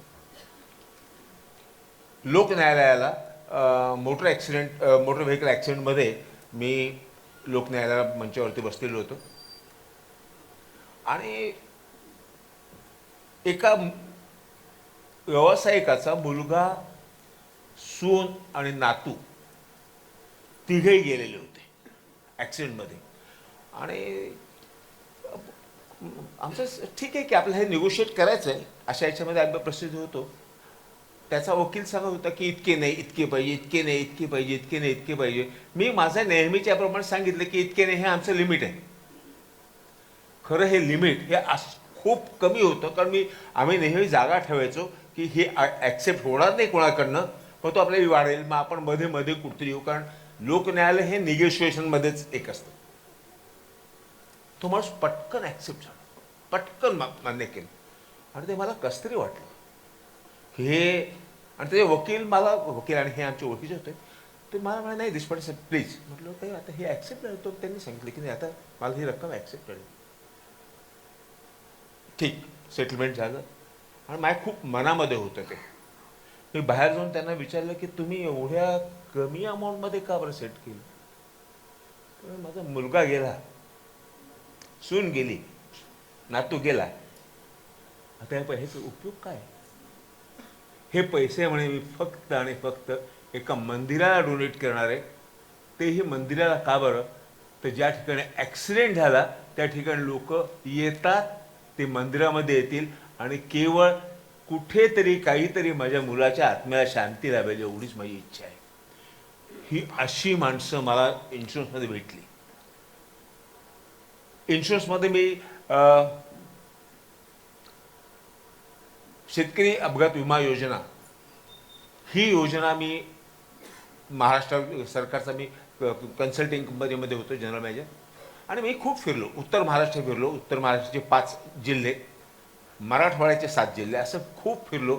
आणि मी इतक्या प्रकारे सुना बघितल्या आहेत, इतक्या प्रकारे सासरे बघितलेत, इतक्या प्रकारे रडणारी मुलं बघितली आहेत की त्याचा जर मी त्याच्याबद्दलच जे लिहायला लागलो किंवा सांगायला लागलो, मला खात्री 2-3 लोक डोळ्याला पाणी लागून निघून जातील, पदर लावून निघून जातील 2-3 बायका. इतक्या. आणि मग मला इन्शुरन्समधली माझी सगळ्यात मोठं जे मला मिळालेलं इन्शुरन्समध्ये ते मला माणसं मिळाली. पगार तर मिळालाच, माझ्या कंपनीने मला भरभरून दिलेलं आहे, पण माणसंही दिली. आज मला समोर एखाद्या माणसाची बोलायला वेगळं वाटत नाही. नमिताचं चित्र चांगलं वाटल्यानंतर मी नमिताला स्वतःहून फोन करतो. नमिता अशी कोण आपल्याला अननोन माणसं बघितल्यासाठी फोन कट करते आणि मग बहुतेक माझ्या फेसबुकवरच्या याच्यावर जाऊन बघते की दाढीवाला माणूस आहे, निरुपयोगी दिसतोय, याच्याशी बोलायला हरकत नाही. पण हे असे मला मित्र भेटायला लागतात. हे मला इन्शुरन्स कंपनी दिलेली सगळ्यात मोठी देणगी आहे माझी. नमिताजी, तुम्ही सांगितलं तुमच्या प्रवासामध्ये तुम्ही ओव्हरऑल अजून समृद्ध होण्याचा प्रयत्न करत आहात कलेच्या माध्यमातून. कलेने खूप दिलं. कलाकार मंडळी म्हटली की एक सरसकटपणे एक विधान ऐकायला येतं की ती म्हणजे थोडीशी मनस्वी असतात, एकलकोंडी असतात किंवा स्वतः रमणारी असतात, आणि अगदी टोकाचं ऐकायला तर मी विक्षिप्त असतात. असं सगळ्या कॅटेगरीमधली माणसं असतात. तुमच्याशी बोलताना लोक हा भाव ठेवून बोलतात की तुमचं ह्याच्याबद्दल तुमचं ऑब्झर्वेशन काय आहे? कारण आता तुम्ही एकीकडे असं म्हणालात की मला संस्कृती बघायला आवडते, वेगवेगळ्या गोष्टी बघायला आवडतात, माणसांना भेटायला, समजून घ्यायला आवडतं. कारण मी जेव्हा एका क्लायंटसाठी तुम्ही काम करता तेव्हा त्यांच्या घरातली माणसं कोणत्या विचारांची आहेत इतक्या लेवलपर्यंत, डीप लेवलपर्यंत समजून घेतात. तर मग एकीकडे हे अशी पण इमेज आहे आणि एकीकडे तुम्ही वेगळ्या पद्धतीने पण व्यक्त होत आहात. तर याबद्दल तुमचं मत काय आहे? मला असं वाटतं की सगळ्यांनी आपल्याला विक्षिप्तच म्हणावं, पण मला अतिशय अतिसंवेदनशील व्यक्ती म्हणूनच माझी ओळख आहे. मी जे काही फेसबुकवर लिहिते, फेसबुकनेच ओळख दिली. म्हणजे मी सरांचा मगाचा पॅरेग्राफ जसा जसा कॉपी करते, फेसबुकने ओळख दिली. जे मनात येईल ते लिहिणं सुरू केलं. आम्ही भटके जीव आहोत असं ठरवून आम्ही घरातून निघत नाही, पण निघालो की आम्ही अगदी या कॉलनीतून दुसऱ्या कॉलनीत जरी जातो तरी आम्हाला फिरून आल्याचा अतिशय आनंद होतो. म्हणजे आम्ही फिरूनच येतो. त्यामुळे विक्षिप्त गुण भरपूर आहेत आमच्यात.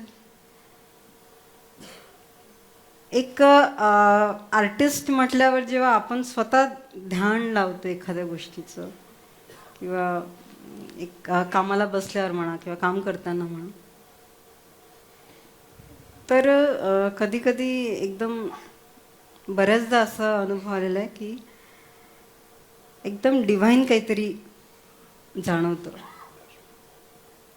की जुनं वर्क बघताना म्हणा, नवीन काही घडलेलं बघता म्हणा, आज केलेलं स्केच उद्या सकाळी जेव्हा मी असं बघते तेव्हा असं वाटतं हे मीच काढलं. बरेचदा प्रश्न पडतो हे मीच काढलंय असं एकदम जाणवतं की काय काय घडतं काय आपल्यासोबत.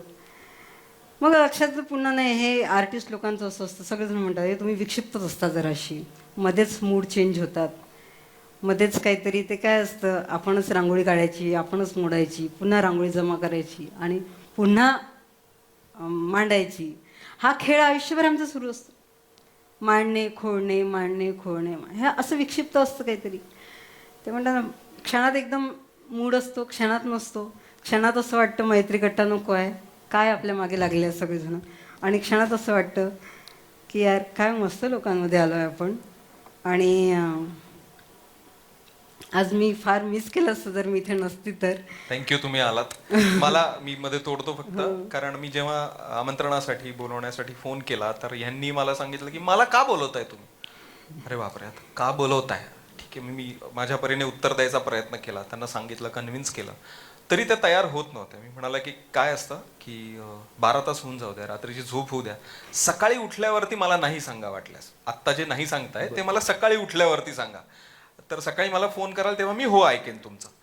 पण ते दुसऱ्या दिवशी सकाळी काही फोन आला नाही, मेसेज आला नाही. मी शेवटी त्यांना संध्याकाळी फोन केला तर ते मला म्हणाले की अजून तुमच्या डोक्यात आहेच का म्हणे मी, अजून तुम्हाला बोलवायचंच आहे मला, एवढं सगळं मी वागल्यावरती सुद्धा. पण तरी त्या आल्यात, त्याबद्दल थँक्यू. कंटिन्यू कर, म्हणजे मी त्याला जोडायचं होतं म्हणून मध्ये खरं तर तोडलं नाही. आणि मी कालपासून आलेले आहे, मी मैत्री कट्टाची पूर्ण टीम बघितली, ह्यांनी विक्षिप्तच माणसं जोडलेली आहेत, हे मुळातच विक्षिप्त लोक आहेत. त्याच्यामुळे मग आता मला अगदी विश्वास बसला की का बरं मला यांनी बोलवलं, हे सगळे विक्षिप्त जोडणारे आहेत. आणि फार आनंद आहे मला, आपण एक विक्षिप्त लोकांच्या वेड्या लोकांना, मी विक्षिप्तपेक्षा वेडे माणसांचं हे करेल म्हणेल, वेड्या माणसांमध्ये मी त्या टीममध्ये आहे, मला प्रचंड आनंद आहे. आणि आम्ही वेडे आहोत, वेडा हा शब्दच मला आवडतं. वेडं होणं सोपं नाही आहे, वेड लागणं सोपं नाही आहे. आपण सहज वेडं म्हणून जातो कुणाला, पण त्याचा जर आपण अर्थ काढला तर वाटतं की आपण आयुष्यात वेडं व्हायला हवं, वेडेपणाने आपल्याला जगता यायला हवं. ते जगणं आहे, एकदम वेडं होऊन जगायचं आहे आयुष्यात. म्हणजे ते म्हटलं ना, ध्येय आहे माणूस बनायचं. माणूस बनणं पण काही सोपी गोष्ट नाही, त्याच्यासाठी वेडं व्हावं लागणार आहे.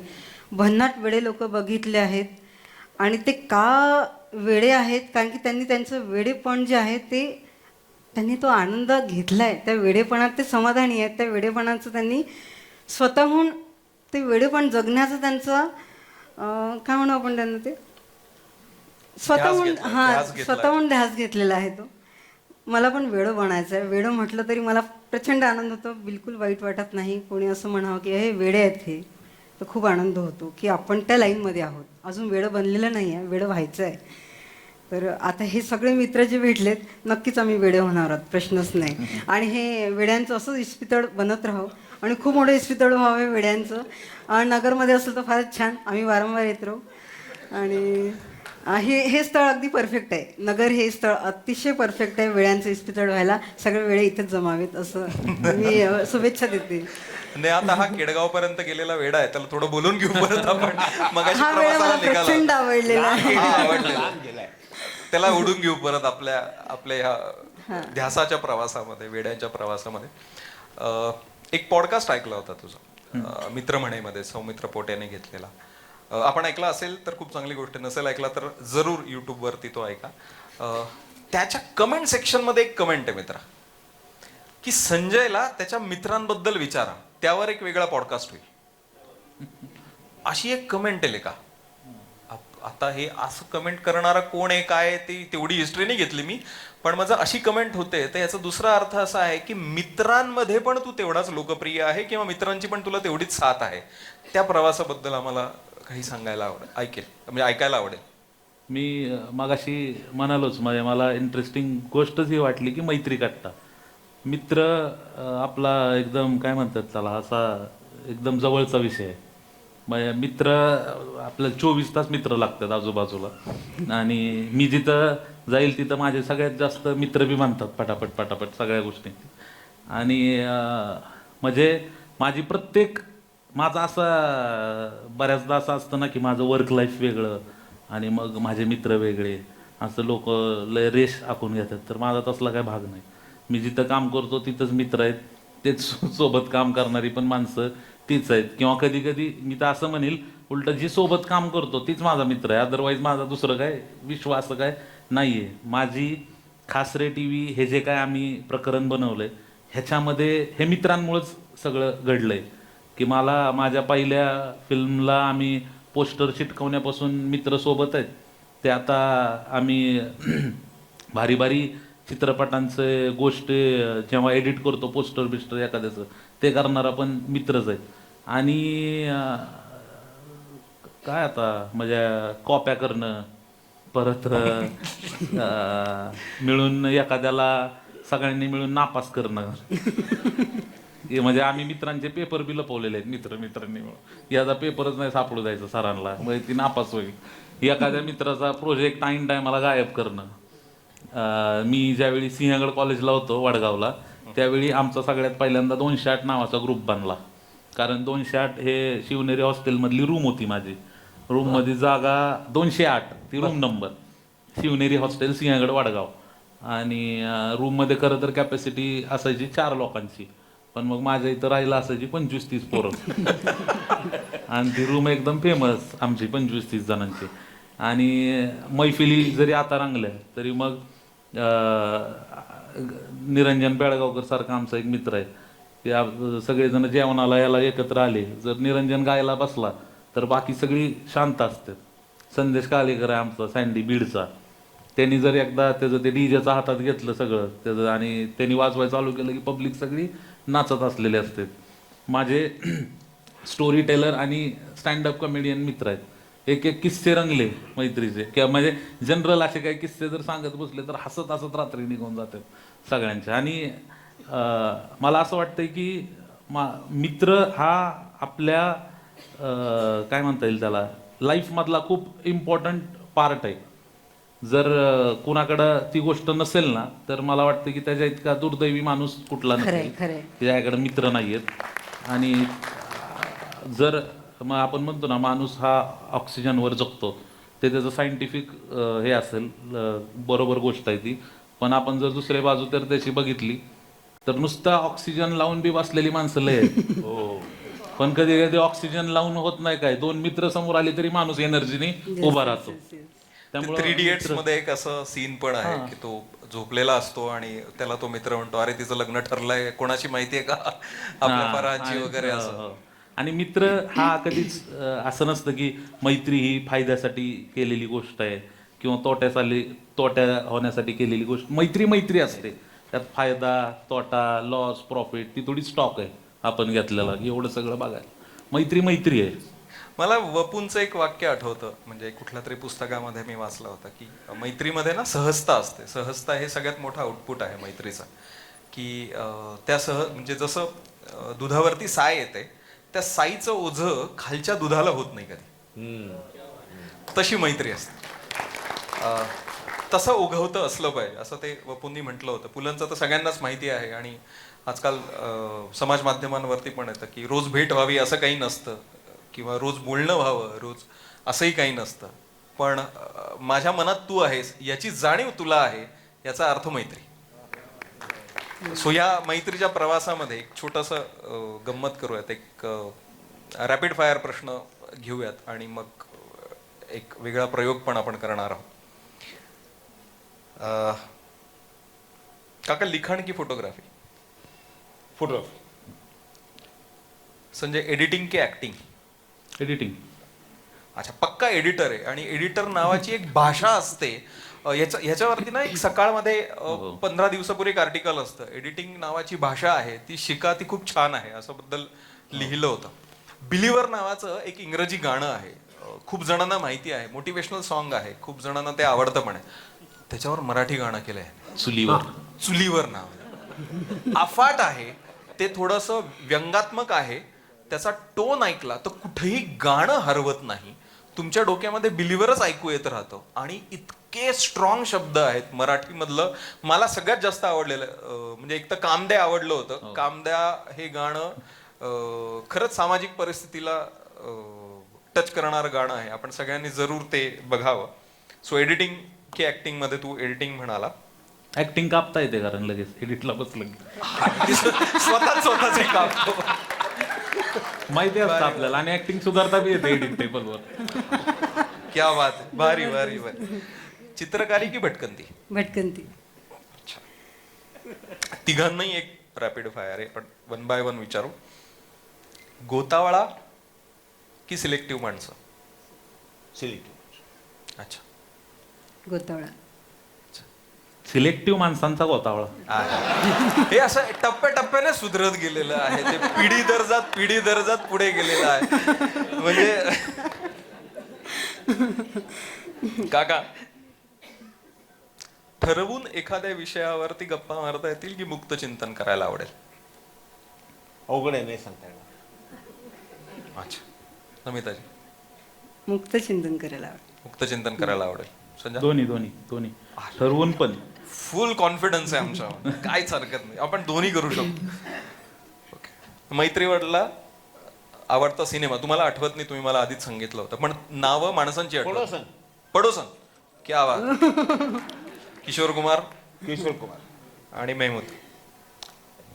मला तर लेटेस्ट 3 इडियट्स. 3 इडियट्स. मला मैत्रीवरचा आवडलेला पिक्चर तसा एवढा वाढीव पिक्चर बांधला नाही अजून मैत्रीवर.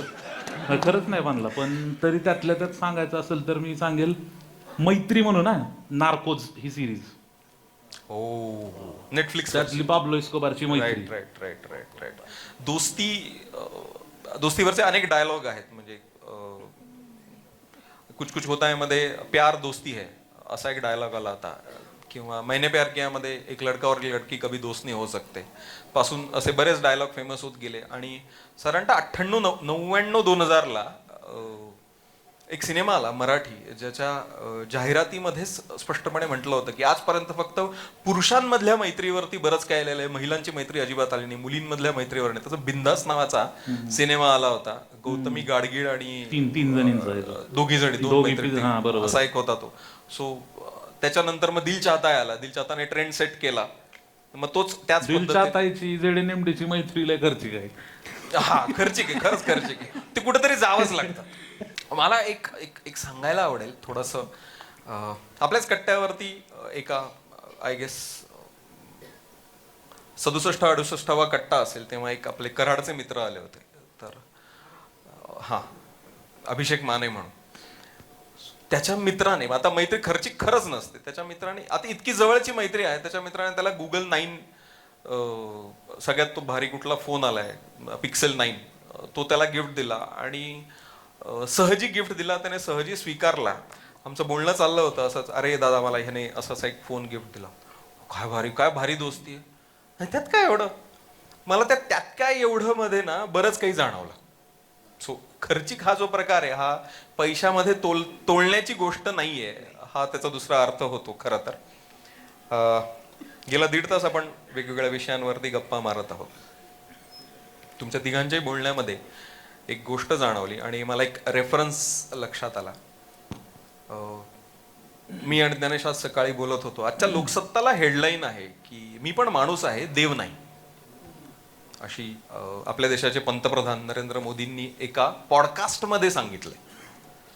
तर हा, निखिल कामत नावाचा, झिरोधा नावाची एक कंपनी आहे, त्याचा तो हेड आहे, फाउंडर आहे. त्याचे WTF पॉडकास्ट विथ पीपल नावाची एक सिरीज आहे.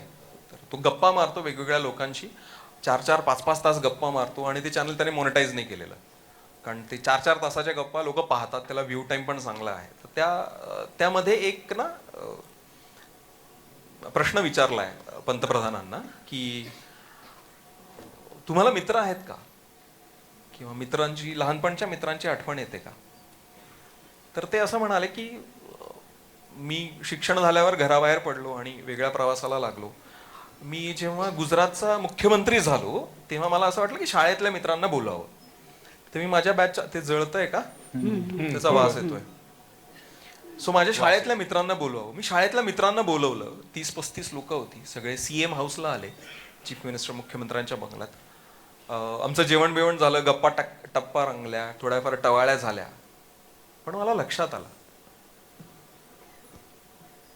की मला माझे मित्रच भेटले नाहीत, पण त्यांना मुख्यमंत्री भेटलाय. तेवढ्या मोठ्या पदावर जाऊन सुद्धा त्या माणसाला मित्र न भेटल्याचा फील आला. आणि त्यांनी त्याच्यात पुढे एक वाक्य असं म्हटलंय की मला अरे तुरे म्हणणारी माणसंच कमी झाली आहेत आता. हा, मी त्यांच्यात मित्र शोधत होतो आणि ते माझ्यात CM बघत होते. मला एक वाक्य आठवलं ते पाहिल्यावरती की success feels empty without friendship. Success feels empty without friendship. तुम्ही कितीही मोठ्या टोकावर पोहोचलात तरी ते मित्र तुमच्याबरोबर कायम असले पाहिजेत आणि तीच अरेतुरेची मैत्री असली पाहिजे. त्यासाठी तुम्ही कोणतंही पद सामाजिकदृष्ट्या भूषवत असा. अगदी ताजं उदाहरण आहे म्हणून मला तो रेफरन्स आठवला. नेहमी होणाऱ्या ह्या मैत्री कट्ट्यावरती ती जी खुर्ची दिसतीये ती खुर्ची थोडीशी महत्वाची आहे. गणेशांना एक स्पॉट टाकावा तिथे. ह्या कार्यक्रमाच्या शेवटच्या पर्वाकडे आपण आलेलो आहोत. संजय दळवी यांच्या स्टुडिओमध्ये दर 15 दिवसांनी शुक्रवारी संध्याकाळी 8 वाजता एक मैत्री कट्टा रंगतो. एक कुणीतरी पाहुणा असतो. तो पाहुणा तिथे येऊन बसतो आणि त्याला हवं ते, त्याच्या मनात असलेला, त्याला बोलावंसं वाटणारी कुठलीही गोष्ट तो तिथे बसून शेअर करतो. किमान तासभर, 1.5 तास, 2 तास, 2.5 तास, 3 तास. आपल्यापैकी प्रत्येकाने तिथे थोडंसं त्या खुर्चीवर बसावं आणि मनात असलेली कुठलीही एखादी भावना, एखादा विषय, एखादी गोष्ट शेअर करावी, एवढी विनंती आहे. सुरुवात कुणी करायची तुम्ही तिघं ठरवा. नाही, नाही. आम्ही दोघांनी म्हटलेलं इकडे.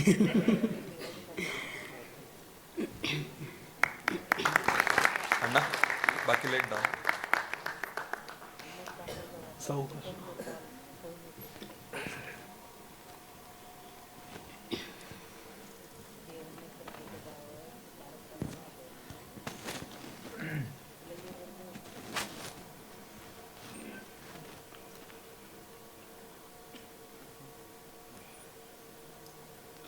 आई,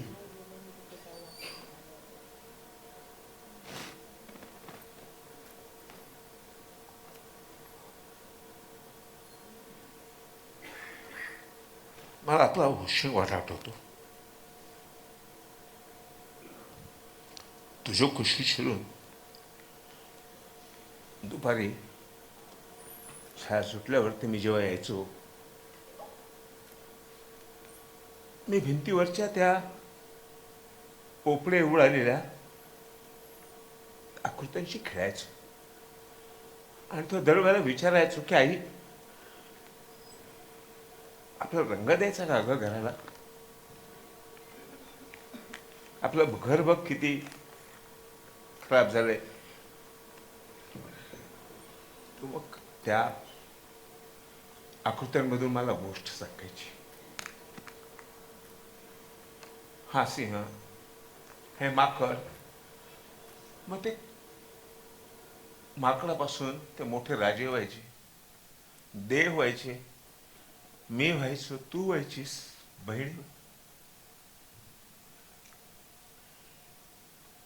ते कुठतरी आज माझ्या मनामध्ये दडलेलं काजतीत माझ्या फोटोग्राफी मधल्या कॅरेक्टर्स मधून मला सापडतंय. ते पोपडे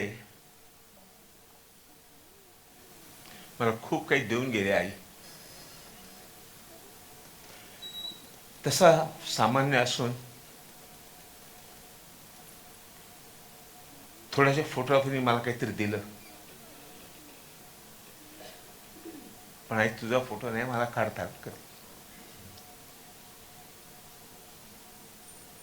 नाही काढता आला.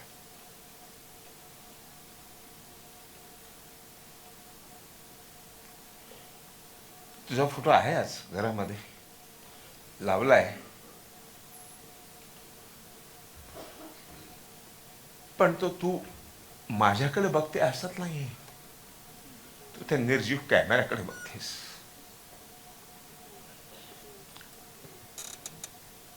आई तू आज असतेस ना?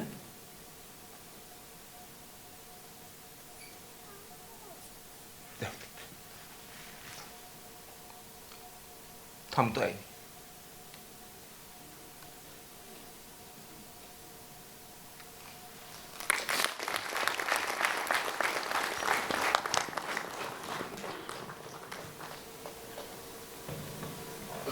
या खुर्चीत ना जादू आहे. या खुर्चीमध्ये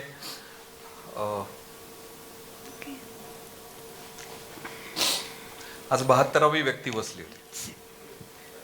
71 कट्टे झालेले आहेत आणि ही 3 मंडळी, सो 75 कट्टे पूर्ण होतात. त्या खुर्चीत बसल्यावरती आतून काहीतरी येतं, मला काहीतरी सांगायचंय, मला काहीतरी बोलायचंय, मला शेअर करायचंय, माझं म्हणणं मांडायचंय. वक्तव्य खूप ऐकली जातात, व्यक्त होणं राहून जातं. वक्तव्य केली पण जातात, रित व्हायला संधी लागते. ते रित होण्याची संधी कदाचित ही खुर्ची देत असावी. मागच्या वर्षी झालेल्या कट्ट्यातही 3 पाहुण्यांना रित होण्याची संधी या खुर्चीने दिली होती, असं त्यांनी नंतर गेल्यानंतर जो फोन झाला त्यामध्ये कळवलं होतं. अमिताजी,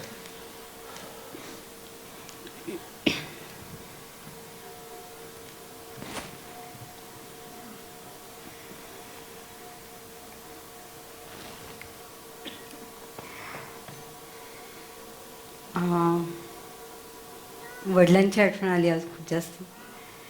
तुमच्या सगळ्यांच्या रूपाने आज वडील बसलेत समोर. मला चित्र काढायला नाही आवडायचं. मी आज चित्रकार म्हणून इथे बसलेली आहे. तुम्ही माझा चित्रकार म्हणून एक सन्मान करता, त्याच त्यांच्यामुळे आहे. लहानपणापासून अगदी कुठलाही चित्रकला स्पर्धा असली की वडील असं बोट धरून घेऊन जायचे. तेव्हा अगदी बक्षीस म्हणून वॅक्सचं ते छोटंसं गिफ्ट मिळायचं. आता ते छोटंसं वाटतंय. माझ्या वडिलांसाठी पण ते तेव्हा छोटंसं होतं, पण आनंद प्रचंड मोठा होता. ते त्यांचं असं ते वॅक्सचं गिफ्ट भेटल्यानंतर पण असं उचलून घेणं आणि आकाशात झेपवणं. आपले वडील आपल्याला असं आकाशात झेपवतात ते आज कळतंय मला. ती झेप कायम आहे.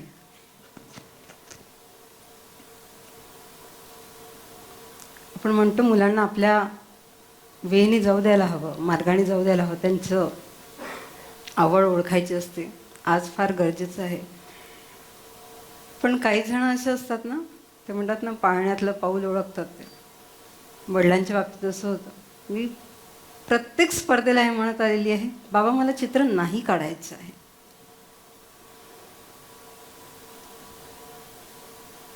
पण घराच्या भिंतींवर केलेली चित्रकला, प्रत्येक रेघ माझ्या वडिलांनी सांभाळून ठेवली होती.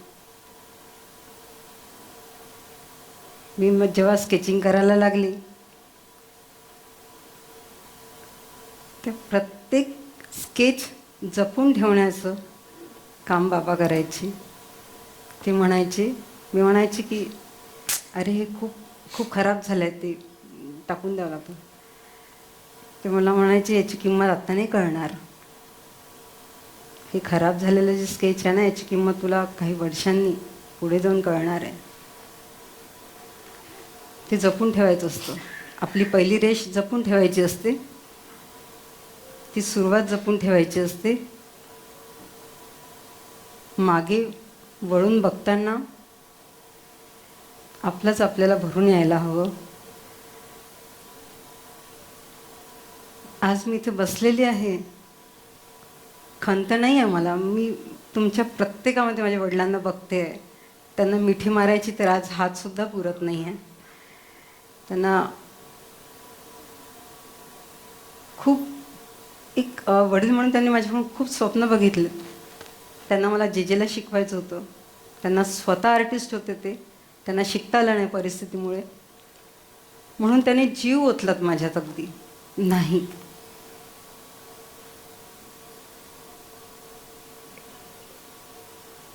ते प्रत्येक स्वप्न जगले आहेत माझ्यामुळे. मला पुढे पुढे कळत गेलं की काय ओळखलं होतं त्यांनी आपल्यात, काय बघितलं होतं त्यांनी.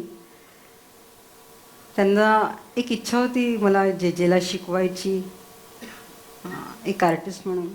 नाही शिकता आलं. बाबा गेल्यावर बऱ्याच जबाबदाऱ्या अंगावर पडल्या आणि नंतर जाता आलं नाही.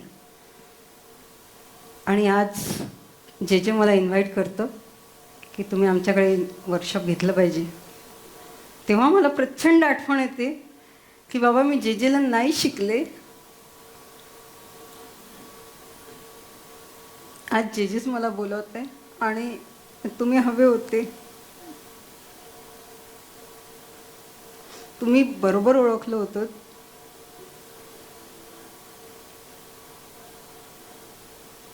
खूप मिस करते मी प्रत्येक क्षणाला. मी खूप आनंदी जगणारी व्यक्ती आहे, आनंदी दिसते, आनंद वाटते, पण माझ्या मनात खंत आहे.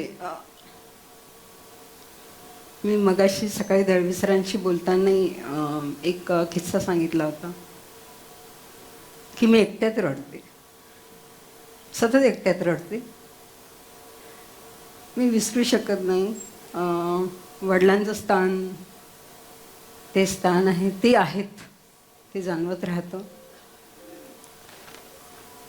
पण आणि पुन्हा आरशात बघते, त्यांना सांगितलं मी आरशात बघते नाही ठरत नाही, आपण बिलकुल रडताना चांगलं दिसत नाही, रडायचं नाही आहे. हे माझ्या वडिलांचंच वाक्य आहे. माझी छबू रडताना चांगली दिसत नाही. आणि मला ते आठवतं, मी हसते आणि पुन्हा हसायला सुरुवात करते. पण मी आज खूप मिस करत आहे. आज नमिता प्रशांत या नावाचा जन्मदिवस आहे, 11 जानेवारी. खऱ्या अर्थाने मैत्री कट्टाने आज आमचा सन्मान केलेला आहे.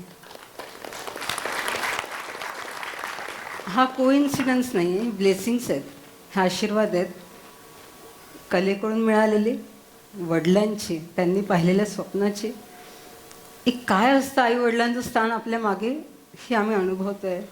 ते सोपीला नाही आहेत, पण आई वडील काय असतात ना, हे आम्ही अनुभवतो आहे, असोत नसोत.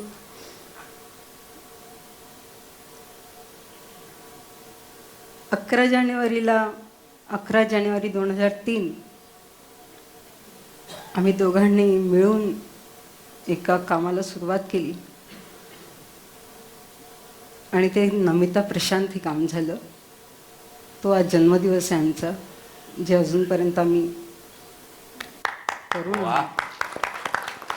आज खऱ्या अर्थाने आमचा सन्मान झाला. मी या क्षणाला फक्त बाबांना असं वाटलं, मला ते असते तर आज इथे उभे राहून मला एकदम स्टँडिंग ओवेशन काय म्हणतात ते दिलं असतं. आणि खूप त्यांचा आत्मा सुखावला आहे. आज मैत्री गटाने मला हे दिलं आहे की माझ्या वडिलांचा आत्मा सुखावला आहे, माझा सन्मान झाला आहे खऱ्या अर्थाने.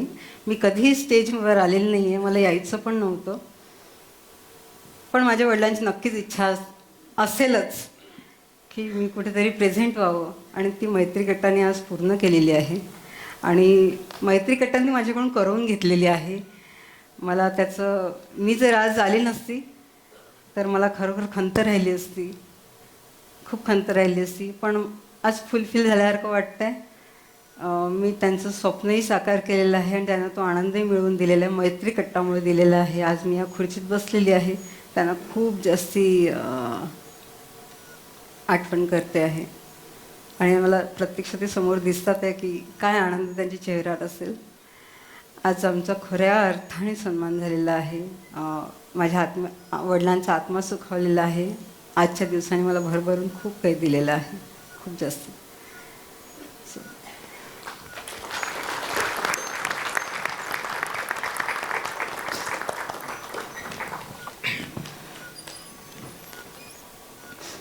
भावूक झालं जरा वातावरण, आणि ते आवश्यक पण आहे. म्हणजे ती खुर्ची अशी आहे की ती आतून काहीतरी उकळून काढून घेते.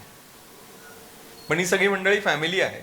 आणि प्रशांतराव, तुमचं पण अभिनंदन. तुम्ही या प्रवासामध्ये जो खंबीर साथ लागते, जी खंबीर साथ लागते, जो माणूस लागतो, त्यासाठी तुम्ही सोबत आहात. आणि आज एवढी मंडळी तुमच्या कुटुंबाचा भाग बनलेली आहेत असं जाणवलं. तर आम्हाला तुमच्या कुटुंबाचा भाग बनवल्याबद्दल धन्यवाद. सो संजय,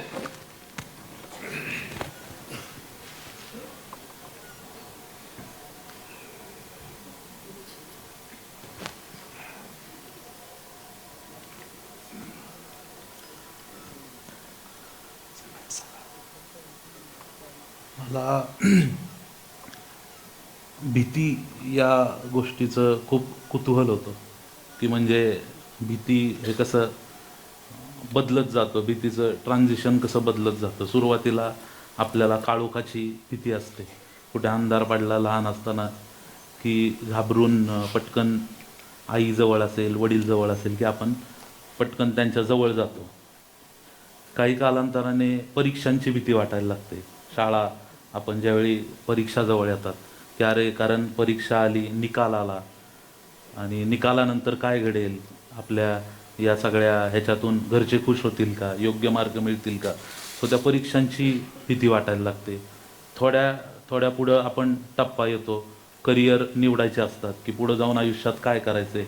त्यावेळी आपला जर काही चुकून निर्णय चुकला, आपला पुढचा प्रवास गडबडला, गोंधळला, तर त्यावरती आपल्यासोबत असणारी लोक, आपल्यावरती अवलंबून असणारी लोक, किंवा आपल्या प्रवासाकडं कुतूहलाने बघणारी लोक, त्यांचा तर दिगमूड होणार नाही ना, की आपलं गडबड काहीतरी झाला, त्याची भीती असते. पण जसं मी या मागच्या 8-9 वर्षामध्ये 2010-11 पासून जसं मी बार्शी सोडलं आणि पुण्यामध्ये आलो, तसं मी ऑब्झर्वेशन करत होतो या मागच्या महिन्याभरामध्ये, डिसेंबर महिन्यात, की मला भीती ही गोष्ट कधी जाणवलीच नव्हती. 2011-12 पासून ते मला असं, मी फक्त, आणि ते म्हणतात ना, एक तरुण रक्त असते, सळसळतं रक्त असते, तुम्हाला काय फिकीर नसते कुठल्या गोष्टीची, आणि तुम्ही फक्त करत राहता, पळत राहता, कुठल्याही गोष्टींची तमा नसते, मागचा पुढचा विचार करायचा नाही. आणि अचानक मला एक दिवशी भयंकर भीती वाटायला लागली. आज मी हे पहिल्यांदा सगळ्यांना सांगतोय, माझ्या घरी पण ही गोष्ट माहिती नाही. ती म्हणजे 14 तारखेला माझ्या वडिलांना ॲडमिट केलं, 14 डिसेंबरला. आणि मी 14 डिसेंबरला ते ॲडमिट करताना नव्हतो बार्शीमध्ये. मी पुण्यातून त्यांना, तुम्ही आता बार्शीला निघा, मी 15 तारखेला येईन, मला एक काम आटपून, या हिशोबाने मी सगळ्यांना टाटा केलं. ते बार्शीला निघाले, आणि वाटेत जरा थोडंसं पुण्यात असतानाच दगदग वाटत होती त्यांना, एक्झर्शन झालं होतं. पण तिथं गेल्यानंतर ऑक्सिजन लेवल कमी झाली आणि डॉक्टरांनी ॲडमिट केलं. सो ॲडमिट होणं त्यांच्या बाबतीत हे थोडंसं रुटीन झालं होतं, की किमान वर्षभरामध्ये एकदा ते 4-5 दिवस ॲडमिट होतात, आणि ती प्रोसेस सगळी झाल्यानंतर ICU वगैरे हे सगळं झाल्यानंतर ते व्यवस्थित होतात. पण यावेळी काहीतरी वेगळंच गडबड झाली, आणि मी 15 तारखेला गेलो. 15 तारखेला गेल्यानंतर माझा आणि त्यांचा संवादच झाला नाही, कारण ते थोडंसं शुद्धीत नव्हते. कधीच त्यांना असं दवाखान्यामध्ये मी पाहिलं नव्हतं. त्यांना धाप लागणे, दमा लागणे, असा सगळा त्रास आहे. आणि 17 तारखेला मला डॉक्टरांनी समोर बोलवलं आणि सांगितलं की इथं उपचार होणार नाही, तुला यांना शिफ्ट करावं लागेल.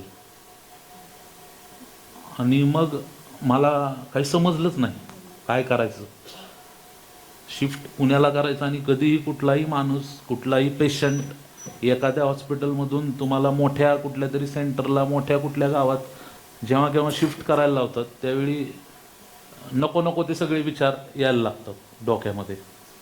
आणि मला पहिल्यांदा मी भयंकर घाबरलो या सगळ्या ह्याच्यामध्ये, आणि मला समजलंच नाही की मी भयंकर रडलो पहिल्यांदा त्या दिवशी 17 तारखेला.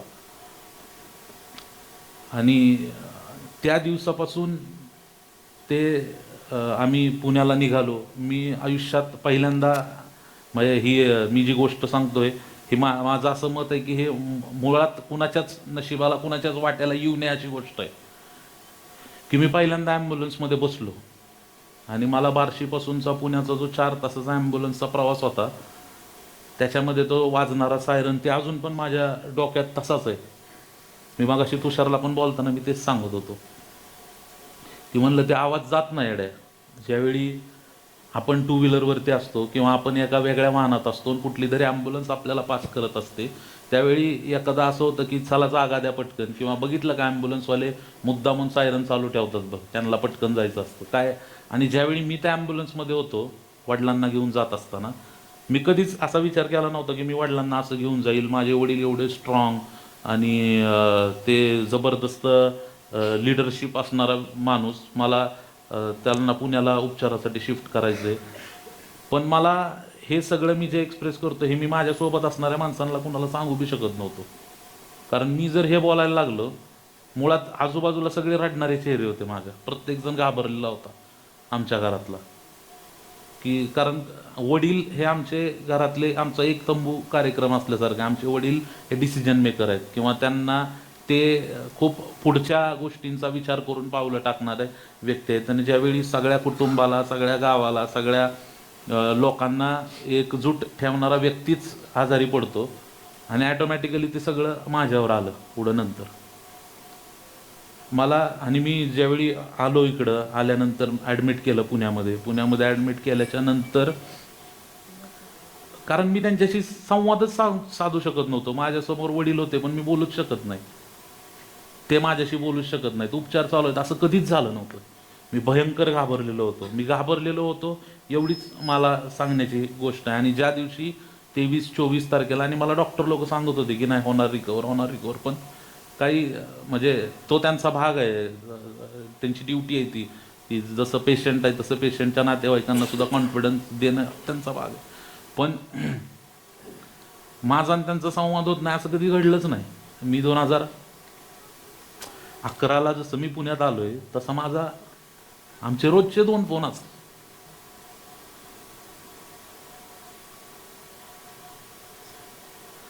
17-18 मी एक 24-25 तारखेपर्यंत ऑलमोस्ट एक आठवडा मी त्यांच्याशी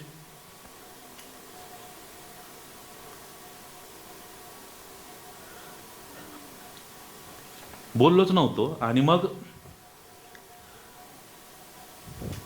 23 तारखेची सकाळ होती आणि मला आवाज दिला की आतमध्ये बोलावलंय. आणि 23 तारखेला पहिल्यांदा वडिलांनी मला रेकग्नाइज केलं की मी तिथं उभा आहे. आणि त्यांना आनंद झाला की माणसांना बघून. आणि त्या दिवशी काय म्हणतात त्याला, ते मला बोलतायत, मी त्यांना बघतोय, आम्ही दोघं काय बोलतोय एकमेकांना समजतंय. या मोमेंट नंतर माझा खूप काय म्हणू आपण त्याला, मी थोडंसं निवांत झालो. आता ते घरी आहेत, व्यवस्थित आहेत, सगळ्या गोष्टी व्यवस्थित आहेत. पण माणूस असताना माझा जो संपर्क तुटला होता ना त्यांचा, माझ्या वडिलांवरती आमचं कनेक्शन खूप वेगळं आहे. माझं आणि माझ्या वडिलांचं मैत्री पण आहे, त्यात बाप मुलगा पण आहे, करिअर गायडन्स म्हणून पण गोष्टी आहेत, गुरु म्हणून पण गोष्टी आहेत, तो तसे सगळं आहेत. आणि अचानक 8-10 दिवस बोलणं होत नाही आणि मी घाबरलो होतो. आणि मला वाटणारा की नाही आपण भेटच नाही, आम्ही कुठले बी डिसिजन घेताना त्या मोमेंटला कळत होतो, पण मला भीती ही गोष्ट त्या दिवशी जाणवली.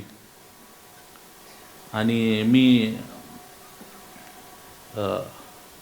काय म्हणता येईल त्याला, प्रत्येकाला माझं आता जाता जाता फक्त एकच सांगणं असेल, मी या सगळ्या प्रवासामध्ये जी गोष्ट शिकलो की प्रत्येकाने आपापली हेल्थ, आपलं आरोग्य, तब्येती हे व्यवस्थित सगळ्यांनी काळजीपूर्वक सांभाळा.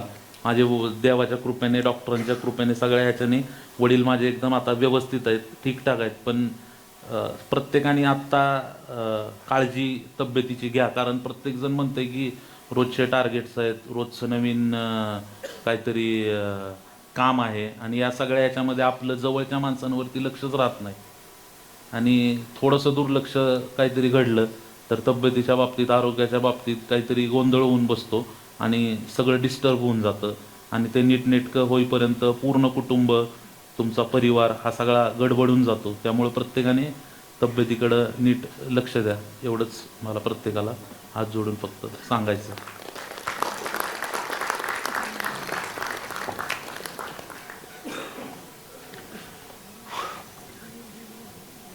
हलकं वाटतंय. एक भीती होती, एक असं तू म्हणालास, ती भीती प्रत्येकाच्या मनात असते, अनामिक असते, त्याला काही आपण लेबलिझम नाही करू शकत, लेबल नाही लावू शकत. आपल्या सगळ्याच प्रत्येकानेच आपल्या घरातल्यांची स्वतःची काळजी घेणं आवश्यक आहे, असंच हा खरं तर मेसेज आहे. मैत्रीकट्टा असाच रंगतो, असाच हळवा होतो, असाच खळाळतो, अशाच गप्पा होतात. ह्यामध्ये दुसरं काहीच नसतं, कुठलाच भाव नसतो आणि कुठलीही अपेक्षा नसते. मला काहीतरी सांगायचंय, मला काहीतरी बोलायचंय, मला रित व्हायचंय, एवढाच फक्त उद्देश असला पाहिजे. आणि निरपेक्ष आपण म्हणतो ती तशाच प्रकारची ही मैत्री असते. शेवटाकडे कार्यक्रम आपण नेतो आहोत. गेले 2 तास आपण या 3 मित्रांसोबत गप्पा मारतो आहोत, ऐकतो आहोत. कार्यक्रमाला थोडासा उशीर झाला तरीही आपण सर्वजणांनी पेशन्स ठेवले, संयम दाखवला, त्याबद्दल धन्यवाद. तिन्ही पाहुण्यांचा आपल्या गावात पाहुणे आले किंवा आपल्या कट्ट्यावर आपले मित्र आले म्हणून एक छोटासा सत्कार, सन्मान करणं आम्ही आमचं कर्तव्य समजतो. सो सन्मानासाठी म्हणून आपल्या उपस्थितांपैकीच काही जणांना आपण बोलवणार आहोत. श्रीयुत अशोकराव गुर्जर,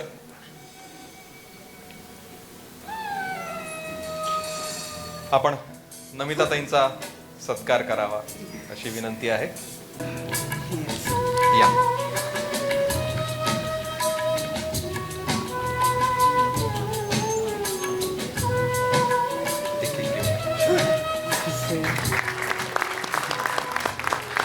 एका आर्टिस्टचं स्केच एका दुसऱ्या आर्टिस्टने काढलेलं. जबरदस्त.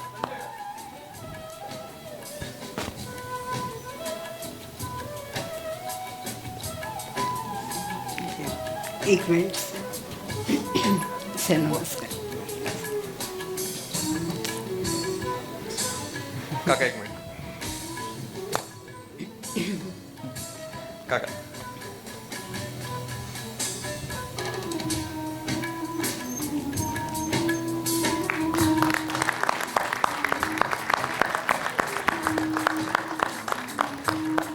हा मेमोंटो म्हणजे हा कट्टा तुम्ही घरी घेऊन जाताय. हो. आणि आम्हाला पाहुणं करू नका. काय पाहुणं करू आणि नका. याच्यानंतर नाही, आता एवढ्या क्षणापुरतं पाहुणं आहात, पाहुणे आहात. श्रीयुत हेमंत लोहगावकर,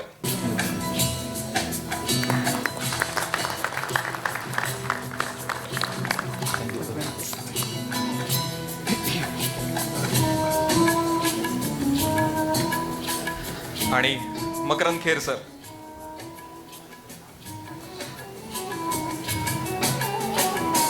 आम्हा सगळ्यांचे शिक्षक आहेत हे.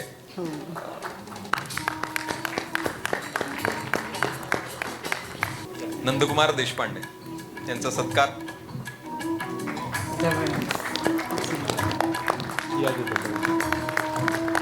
जबरदस्त.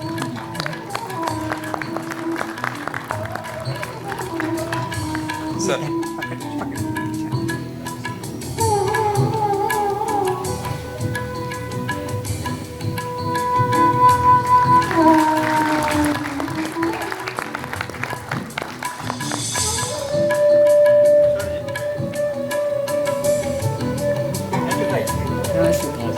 सर नमस्कार करतो. नमस्कार.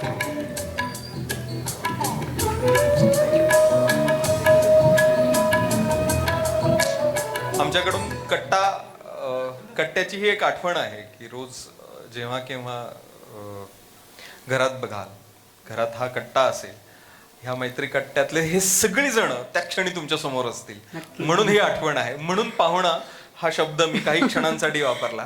त्याच्यानंतर सगळी मंडळी घरातलीच असतील असं समजूयात. नाही, खरं तर याला मैत्री कट्टा हा ह्या दिवसापर्यंत म्हणत जा, या दिवसानंतर याला कुटुंब म्हणत जा. आता तुम्ही ह्या कुटुंबाचा भाग झालेला आहात. पुढच्या वर्षी जेव्हा दरवर्षी जानेवारीमध्ये खरं तर जागतिक इंटरनॅशनल फ्रेंडशिप डे साजरा केला जातो, ऑगस्टच्या प्रत्येक पहिल्या रविवारी. पण नगरमध्ये फ्रेंडशिप डे साजरा केला जातो संक्रांतीचा आदला दिवस, जो कुठला असेल तो संक्रांतीचा आदला शनिवार किंवा रविवार, जो हा मैत्री कट्टा आहे. सो इथून पुढे नगरचा हा मैत्री दिवस मैत्री कट्टा म्हणूनच साजरा केला जाईल असं म्हणायला हरकत नाही. आपण सर्वजण इथे मनापासून आलात, आमच्याबरोबर एवढ्या मनमोकळेपणाने गप्पा मारल्यात आणि रिते झालात, त्याबद्दल मनापासून सर्व नगरकरांच्या वतीने मैत्री कट्ट्याच्या वतीने मी आभार मानतो. आपणही सर्वजण इथे वेळात वेळ काढून आलात, पूर्ण वेळ थांबलात, त्याबद्दल आपण सर्वांचे मनापासून आभार. धन्यवाद.